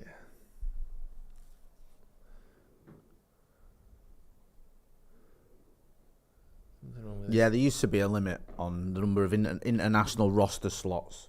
You could. Didn't that used to be that used to be a website you owned, didn't it? Where you International roster slots. .com. .com. And you'd bring in sort of We used to sell videos out the back of a car boot, and then we men moved and women online. from around Yeah, the- we moved the world. online. Around 2003. Yeah. We went on the internet. Yeah. Internationalrosterslots.com. Oh, just blow your fucking final whistle so we can just forget about this season. Oh no, we can't. We've got to play City in the FA Cup final and get beat. That's something to look forward No, to. there's still a chance. What chance do you give us in that game? 1 out of 10. What? 1 out of 10 chance. A 1 in 10 chance. Oh, right, okay. Yeah.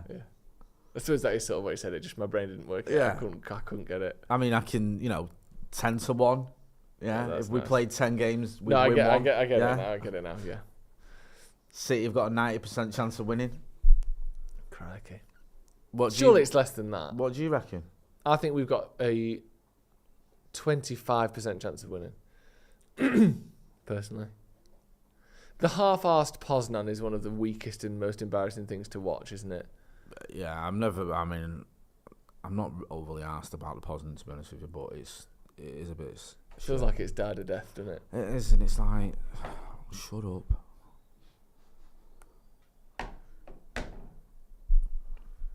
Go on. Delo! Scored. Is he Go on, on? my son. I think he's off, isn't he? I love the fact that Diogo Dalot's got his own celebration. He Yeah, only I scores like 4 goals every 5 years, and he's got his own celebration. That's elite. Yeah. What would yours be? Yeah. You celebrate. You've just scored for Man United. I think I want to start my own celebration here. What are you going for? I don't know. Maybe a spider with a big head. that would Fucking be mine. hell. Yeah, that's one option. One for the kids. Spider with a big head. What's yours? I like that. I'd learned to do that thing that kids used to do at school where you turn your eyelids inside out. Yeah. But written on them, it'd say MU and then FC. That's what I'd do. And I'd go like that. Okay. So, Yeah, I like that. I like Spider with a big head, though. Yeah. United are winning. It was comfortably onside. Hoyland just putting pressure on their defender. My only worry is if Hoyland was onside, he probably did enough to get this goal disallowed. Because he was interfering. And City might have a penalty, yeah. Oh, in other good news. Ethan, did we know that Brentford have pulled 2 back? Who against? Newcastle. Yeah, they didn't mention that. It's weird, isn't it? They couldn't fucking shout quick enough when City had won the league, but when their team started conceding goals, they didn't really say anything there. Interesting. Pardon? It's all fine, he says. It's all gone quiet over there. Play on, no penalty. Oh, are you? That's nice. Liverpool's still winning 2-0 against, what is it, 10-man Wolves? It's good that. Klopp's had a great season. What a send-off. Isn't it impossible to do what Fergie did, really? So hard, isn't it? Yeah. From winning the league and then going, see you later. Last ever appearance, do you think this for Eriksen? What do you see him starting in the I don't want to be mean because I like Christian Eriksen, but I wouldn't be surprised and I wouldn't be that gutted if it was. Yeah. I don't know if he's still got it at this level. Yeah. And I certainly don't know if he's still got it in the system that we're trying to play. Yeah. God, Aaron. But, sorry? Yeah, there's a good point. Abdullah says, what system? Yeah. Well, you have to run 100 yards every 3 seconds. Yeah. The system where you have to run yourself into the ground as a midfielder. It's not good if you got one of Probably not good if you've got, Or, health issues. If you want to look at it the other way, it's having one of those heart machines is probably the best thing to have to do that system. Yeah. Something that will kickstart your heart if you need it. Maybe that's what Eric Ten Hag told him. Need to fall on the pitch at the Euros. No, I'm not saying that. Amad Diallo and Kobe Mainoo have come off, by the way. I don't know if we mentioned that. Yeah. Rashford on and Eriksen, obviously, who we've just been speaking about, is also on. Oh, United are potentially in here. Oh, unlucky. He did half of it. He got the defender out of the way, but couldn't get himself on the ball. And Amrabat's absolutely Casemiro'd himself there. Oh no, Eriksen, sorry. God. This Didn't he kid's just run become and the best dive in? player in the world. Well done. That's a lovely little dummy from John Evans.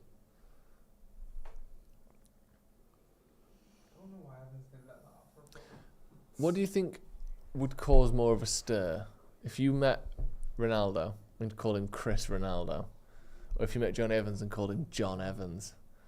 John He's Evans. not a John Evans at all, is he? But then he's not a Chris Ronaldo. Do you remember when they did that prank on David Beckham, Yeah. James Corden, with that statue that was terrible? Yes. And the guy kept calling him, is it Dave? Dave Beckham. Because Dave.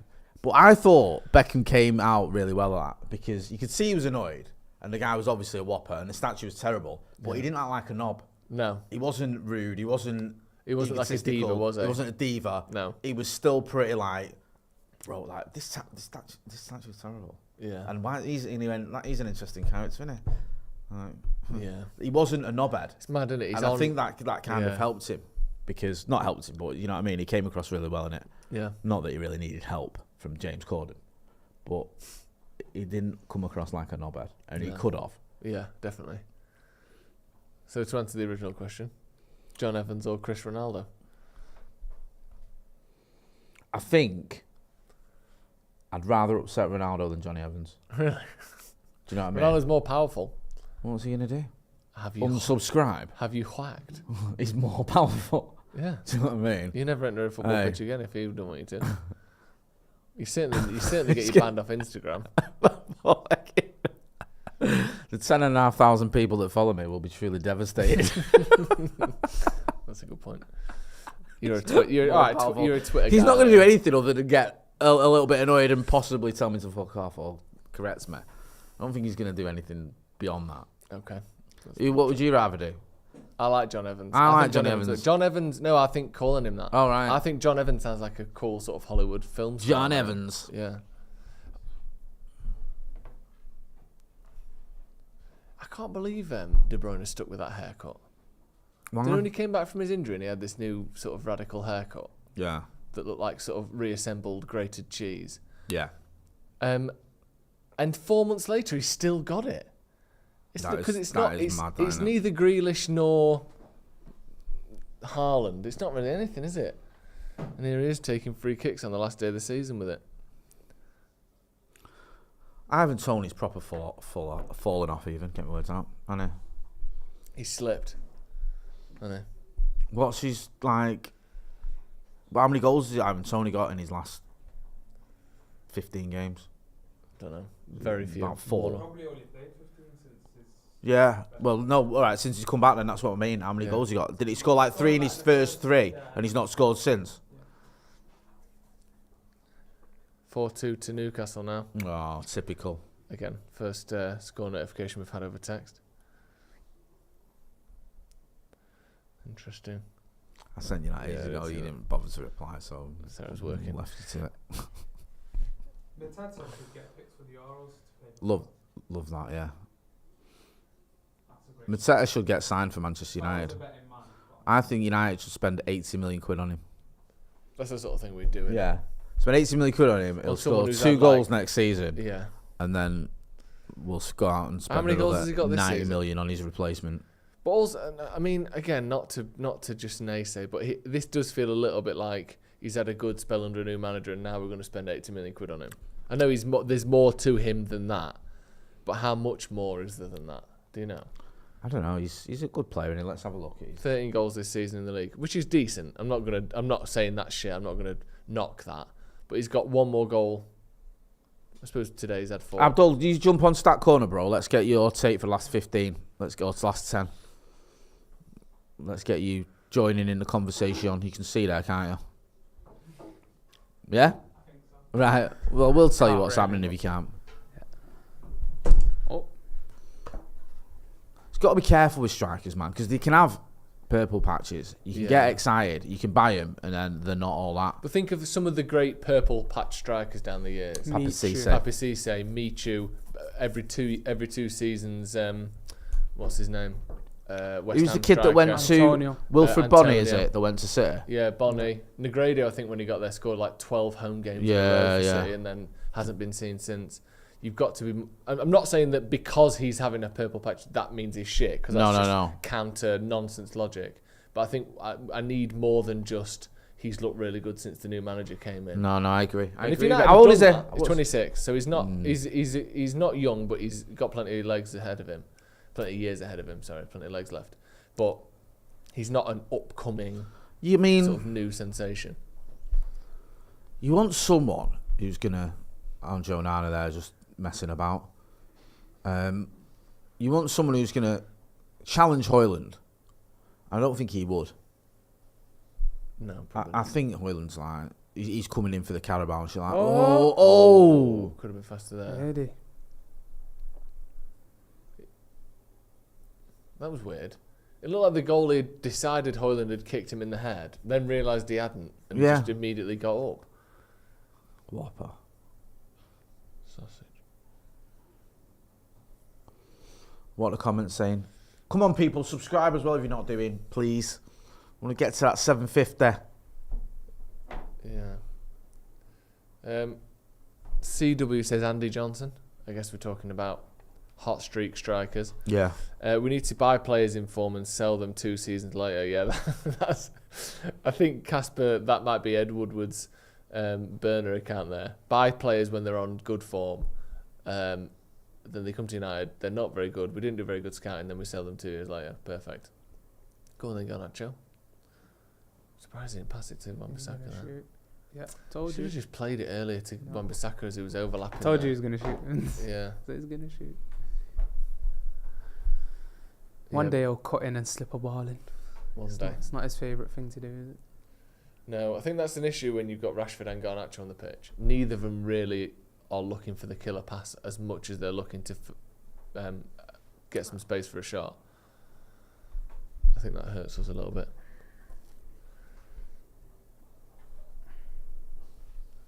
Has Rashford made 1 run since coming on? I don't know. Yeah, people talking about Garnacho's decision making. And he is a 19-year-old who's, as Shaq says, running on fumes. But he needs some time off. Yeah, he does. That's exactly what I'm saying. I feel like he could be one of them players where if you generally gave him like a week rest, he'd just look so much better when he comes back in. Like, I think after this pre-season could be massive for him. It could be like, I know obviously people don't like complimenting Rashford or saying that he's ever had a good year, but like, what was it? The first season where Rashford got 20 goals was the 2019-20 season. And the pre-season before that, I thought he looked very sharp and he just had an extra sort of movement and speed to him and then came back and scored loads of goals. And obviously Ronaldo's done similar things. He's not going to be at that level, but Like, I think this could be Garnacho's pre-season where he's fully fit, he's re-energised, he's got another year older, another year in his body because he's still growing and things are changing around until you're like 2021, aren't they? Yeah. I think that this could be next season in particular, where he kind of starts piecing the decision making in with the raw ability and the speed and all that sort of stuff that he's got. I think it could be his I hope so. breakout season in terms of numbers. Because at the minute we've got a player who's good, but if he doesn't get any better between now and the time he's 34, we'll need someone ahead of him, won't we? Yeah. So at some point you want him to become the player that is starting ahead of anyone. Yeah. And I think hopefully we can start to see that next season a little bit more.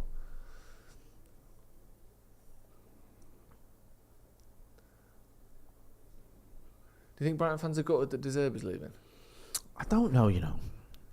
I've got to admire Brighton, really, because you remember when they got rid of Chris Hughton, people going, oh, he's kept you up, why are you getting rid of him? And then I remember like a few Brighton fans were saying, look, the football's not great, and he's only got sort of one way of playing, and it's very negative, and it was at Glenn Murray he used to have up front. Was it Glenn Murray? Am I getting that completely wrong? Yeah. He was at Brighton. Yeah. And he scored shitloads of goals from him in the Championship. And it was like, you know, quite defensive, quite scrappy, just sort of carving out these 1-0s or whatever, just to stay up. But at the time, you thought, well, staying up is what they should aim for, and he wanted to aim for a bit more. Brought in Potter, a bit more expansive. Had one season, I think they finished 16th, and the following season they finished, was it 8th or whatever? Yeah. And then they get De Zerbi in again to carry on that sort of style of football of playing good stuff, and it works. And we've had 2 seasons now where I think the top half of the table. So I respect that. I do, and I think that just because you're a smaller club, you shouldn't have ambition to play, good football. They've obviously got that. Just going to be interesting to see what they do on the next move, because I think Potter and De Zerbi obviously were able to play good football and get results. It's not always easy, that, is it? No. And also, everyone is looking for a manager now. Like, they did well because they got Potter and De Zerbi from not obscurity, but it wasn't like they were top of everyone's list. No. Can they find another gem? I wonder if Potter could go back there. Not the craziest shout I've ever heard. They're looking for. There were some reports that they're into McKenna, wasn't there? And like I said, there was Chelsea. I hope McKenna stays at Ipswich in the Premier League. But I tell you what, though, from a there you go, Rashford just beat someone. Nice from Rashford there. Not enough. It was Valdo. That's okay. If you're thinking of Kieran McKenna's career, I think he needs to make a move. Do you? Yeah. You wouldn't say, if you were him, you wouldn't go. How often does a manager come up, have another season, and then go big? Usually, managers take very quick, large strides to the top of football and then stay there. Usually, it's rare that a manager. Plus, if he doesn't get back, it's a good point, because also if he doesn't get back to this Ipswich team, then he might struggle next season. It'll be Vincent Kompany. Yeah, that'll kill his chance. It'll be like Kompany. I get your point. The so Vincent Kompany point. I'm not saying I don't know what jobs he could have got or whether he turned any down or whatever. Oh yes. Hoyland with a beautiful goal, not dissimilar to the goal that he scored against Newcastle. Picked up the ball in the same place, running across the face of the defenders and just putting it, I don't know if it's through the leg or just to the left-hand side of the keeper's left leg there. But just very good striker play. Yeah, again, well done. Coming off the bench. Very good sort of management from Ten Hag and very good from Hoyland. When he's got that extra energy, he looks an absolute nightmare to play against, doesn't he? Will he start in that final? Because that's 2 times now off the bench where he's caught the defence a bit. Yeah. I don't know. I think he will start, and I think he should start. But I think at least if he doesn't, does really well because he is explosive, and the defender just sits off a little bit more than you would if that's the 8th minute rather than the 88th. Look at this. The last defender here, you see him on the screen there, number 3, just gives him a touch too long. Yeah. And if that's at the start, he probably closes him down and gets there.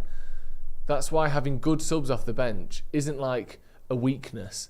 It can be a strength that can win you big games consistently. 100%. That's what I said about the final earlier, and that's why I asked the question. Yeah, I think it's a worthy question. Because how do you maximise Hoyland if he's getting your goals? My only concern would be, is he going to come on with us fucking 4-0 down? That's the issue, And what happens in the 80 or the 70 minutes when he isn't on the pitch? Exactly, That's my concern. I'm not saying that happens. I'm just saying because obviously that would be my worry. Is it doesn't go the way you want it to, and City turn it on and just batter us, And then by the time you're bringing on Rasmus Højlund, it's like, you know, when you save your best penalty taker, take the fifth penalty, and you've already lost. You're already out. Now, to be fair, it's a good point because also we were up in this game and up in the Newcastle game, which we ain't gonna very be up much City, are we?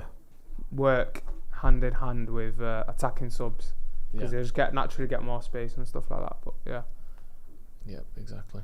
I still think we definitely need to have an explosive option off the bench.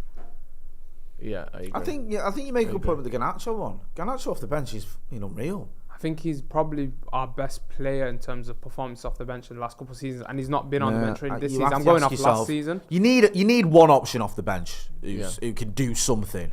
Yeah. Do you know what I mean? I'm no disrespect, but like if you're relying on players like let's say Christian Eriksen or even Here you go. Cut back. Overlap. Use him, man. Come on, man. His decision. Wan-Bissaka's got to be shouting, and Garnacho's got to lay him off there. That's a perfect overlap scenario. You just knock it off 2 yards. Wan-Bissaka drills it across the front of the goal as hard as he can. I think a lot of the time, what I noticed for Garnacho, which is hopefully something he gets coached out of, is his first thing in mind every single time is how do I make this situation for me to shoot? Yeah. And that kills him a lot of the time. Yeah. Whereas like if his game was more creative, he'd be a much better player. Like he wants to be that guy straight off the bat. But I think if he rounds his game up a bit more, he'll be another level. Yeah, definitely. I sort of get it because of like his whole thing with the Ronaldo thing. But yeah, like because he's got that instinct, he's always going to have that about him. Like it's most attackers score more than they assist. Almost all attackers, really. Well, so if he gets balance. himself in good areas, even if he thinks of himself as a more creative player, he'll still score loads of goals. If you are in a team that's scoring goals, he'll get them. So like, I agree with you. I think he needs to that's just so easy. You hear the shout from Wan-Bissaka, you knock it, you know what I mean? Yeah. And instead he's trying to find a shot. But like I said, I think a bit more coaching, another season, another year of maturity. Yeah, we're in here. Højlund's done really well. Garnacho's with him. Look for the cutback. Oh, he left it too late there. Unlucky. Done well though there, Højlund. Right. 4-1 City. There you go. That's the end of that. Hat-trick. Oh no, it's not. Sorry. That's a replay. I just saw Foden celebrating. I assumed it was another goal. Well, that changes everything. It does actually. It's the title race is still wide open. All that West Ham need is 2 goals in probably 10 minutes. Yeah. It's happened before. And Arsenal need to score. Yeah, they'll do it. It'd be so funny if West Ham actually somehow managed to miraculously get an equaliser or get it to 3-3 and Arsenal drew.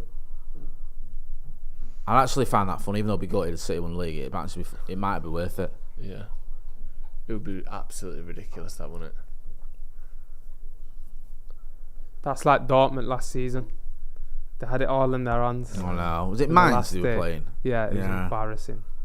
So embarrassing to watch. They were 2-0 down, weren't they? And they've got it back to 2-2. Yeah, I watched that. Did they? Or did it end 2-1? I think I don't remember. I think all they needed was a draw. I think. Was it that? Yeah, whatever it was. It was Something one. like They were 1 goal off it, weren't they? And they couldn't. They get it. stunk. Yeah, they played really badly as well. Hang on a sec. West Ham have scored it. No, it's been this. Has it? Has it been allowed? Oh, it has. It's a 3-2. goal. 3-2. Whoa. No. Fuck off. Okay. Just so you know, we'll be here until this game ends. United are going to end first. We'll stay live until the title race is over. Just so you know. Let's have a look Is this at a Man this United channel or Premier League channel, Joe? Oh, it's handball. It's not going to count. It's not going to count. It's handball. Yeah, it's not getting count. disallowed. No way. Not only is it. Oh, he touched it. He puts it in with his arm. So He what? just smacks it into the net. It's like a fucking volleyball shot. That that's getting disallowed. I'd love it if they didn't, but they will. Yeah, there you go. Disallowed. Should let that count. Yeah, sure. Let it count. Just for storytelling purposes. Yeah, storytelling sake. Just allow it. Just, you know what? Casemiro's got a yellow, has he? You're joking. Yeah, of course he does. He's due one here. Yeah. It wouldn't be a game of football without Casemiro yellow. That would have made it interesting, that as well. Yeah, Slightly intriguing. Never mind. Premier League's boring, man. SK says, I'd get Collier on now for Casemiro on a yellow card and knackered. Yeah. What, for a minute? Something in it. Yeah. It is something. It's not a lot, but it's 2 minutes of football that we've never had. It's a shame that couldn't have been a real goal, isn't it? Just boring, man. I'm going to start watching a different league What are you thinking? next season properly. Yeah. Do you know, I might get really into the Nations League. Do you know the international one that no one cares about? Yeah. I might make that my thing. Wow. Right, okay. That's horrible. That's a tough sell, That's that kid. It's one of the worst ones to choose. Yeah. I honestly hate that. Alright, then. That might be the worst tournament in football. Exactly. That's what I'm saying. I'm repopularising it. Just the shittest It was never one. popular. Europa Conference and Nations League. That's me now. Right. I'm going to get into the Human League. What's that? That sounds something mad. Yeah. I feel like I don't know what it is. I'm going to listen to their Human great League. on repeat. Sounds like a bunch Yeah. of like. That'll be me. Yeah, that's good. And Abdul, what are you thinking? Perhaps the film The League of Extraordinary Gentlemen. Yeah. Oh, here we go. Arsenal have scored. I love this. The race for the title. Fuck off. Havertz in my FPL. Oh, how many goals is that he's on? I think he's on 13. No. So me and Sign. Ethan made a bet at the start of the season that Kai Havertz wouldn't. Ethan said that Kai Havertz would score 16 Premier League goals this season. I said that he wouldn't. It was a tenner, wasn't it? How many is he on now, Ethan? Including that Oh, goal yeah, I've got to today? get your Mackies, Anna. You Oh, no, said- actually, get you something else. You said all comps. No, it was Premier League, definitely. How many is he on, Ethan? He's just shy. So, do you want to? Have you got a tenner on you now? No, I've got a fiver. Can you hand it to me on air just as a visual cue at the end of the games? That's horrible. That. What? Oh, it's horrible that someone made a bet and then now they have to pay up, is it?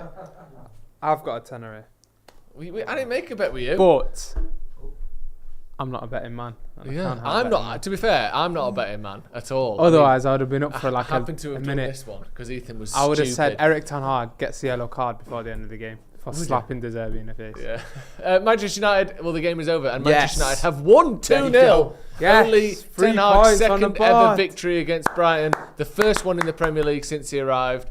Hoyland and who scored the other goal? Dallo with the goals. Bloody hell! No one saw that coming. Manchester United will stay in 8th. The worst ever finish to a Premier League. Pardon me. Worst ever finish to a Premier League season for Manchester United. 8th place it is. We'll stay here for the next 4 minutes just until the season is over officially. If West Ham had scored that goal in the 88th minute, we might have some drama on our hands now, but West Ham need 2 goals in 3 minutes, and it ain't happening. Manchester City set to win 4 titles in a row. Jay, your thoughts on this game and everything good else? performance, good win, back-to-back wins ahead of the FA Cup final, going into there with a little bit of momentum. I'm not getting carried away, but that's the least you want to see. Don't be going into that game on the back of underwhelming results and performances. So Yeah. we can go into there with a little bit more confidence than we had a month ago or 3 weeks ago, whatever. Mm-hmm. And I thought today we were pretty comfortable. I mean, they had chances, but the saves that Onana made are saves that I'd expect him to make. I feel like I don't- second half Brighton were poor. Yeah, I don't think there was anything where I was like, how's he saved that? That's unreal. It was long distance shots, a couple of headers that went upwards rather than at Onana, and there's one obviously that Casemiro cleared off the line that was a good clearance. But other than that, it wasn't like they had loads of chances, and that was a pretty underwhelming performance by Brighton. But give credit to Manchester United, we made them look underwhelming. Yeah, we did. Abdul, thoughts on Brighton, thoughts on United, thoughts on the Premier League? Premier League shit, Yeah. Brighton shit, United an alright second half, but also shit. It's well put. I'll be honest. It's concise. I'll give you that. I'm gonna be very honest. Second half, Brighton didn't turn up. They just. I think they'd had enough for the season, hadn't they? Hoyland was good though, like off the bench. Like even for that first goal, to be fair, like sort of takes the defender away in a sense, and just allows Delo to go through on goal. So, and also another right-footed finish. Similar, we've seen him score a couple of those now this season. One against West Ham, one last game, one today. Yeah. So he's mixing it up, and it's good that he's turning and facing goal more, and rather than trying to battle his defender. So, What is that? I'm 16 excited goals to this see- season. Yeah, in all Yeah. comps. Yeah. I'm excited to see what Hoyland's going to give us next season, because I think he's got obviously a lot to add to his game, but there's very good glimpses. So I think that'll be the positive to take from it, but not like a an amazing performance. But you do, going into the final with a couple of wins, you got to take that, and some of your forwards firing as well. So yeah, I think that's good, isn't it? A good sort of positive in the last couple of games. I think after the Palace game, a lot of people thought we certainly wouldn't win either game, potentially would lose both games against Newcastle and Brighton. We've won them both, not hugely convincing in either, but I think today we deserve to win, and Newcastle we rode our luck, but we looked a lot better in terms of attacking at least. It's been a better kind of delivery to the FA Cup final than it seemed like it might be a couple of weeks ago, hasn't it? 100%, definitely. And I think, like I said, you got a little bit more confidence there going into that game. It's not going to be easy. The big question now is how much does Erik ten Hag look at some of these recent performances? Yeah. How much does he look at Diallo? How much does he look at Amrabat? How much does he rate the fitness of someone like Lisandro Martinez? I'd be very surprised if he doesn't rate it enough to start him because he played 60 minutes a day. But he's going to have to assess that and just say, have you got enough in the tank for City? I presume he has. And also, what does he do with Casemiro? Does he start against Manchester City? Yeah. Because I feel like he's played a lot of games. He's played okay recently, but we have seen a few stinkers as well. Yeah. Like going back a little bit further. So there's some questions there for the manager to answer. And that's what he's paid to do. There might be a scenario where it is almost an unfixable problem, where no matter what, City are just too strong for us. Yeah. But you can't think like that. You've got to think there's a hope and there's a chance that we can get some out of that game and lift the FA Cup. So hopefully he can do that. Yeah, absolutely. City players having a go at their fans for walking onto the pitch. Bernardo Silva looking fuming. That game is basically over. We'll be back in a few minutes for the proper post-match review. We'll be looking at the United game, looking at the season as a whole a little bit as well before we do our big debrief tomorrow on the podcast. But stay where you are because the review will be here in just a few minutes. Thank you, Abdul, for coming on and joining us. Thank you, Andy, for coming on. We'll hear from him after full time as well. Thank you, Jay, of course. Always a pleasure. Thank you for watching at home. Thank you for joining us for all of the watch-alongs in the Premier League this season. Still one more big one to go, let's not forget, so we're not done just yet. Thank you for joining us, and we'll see you in a bit.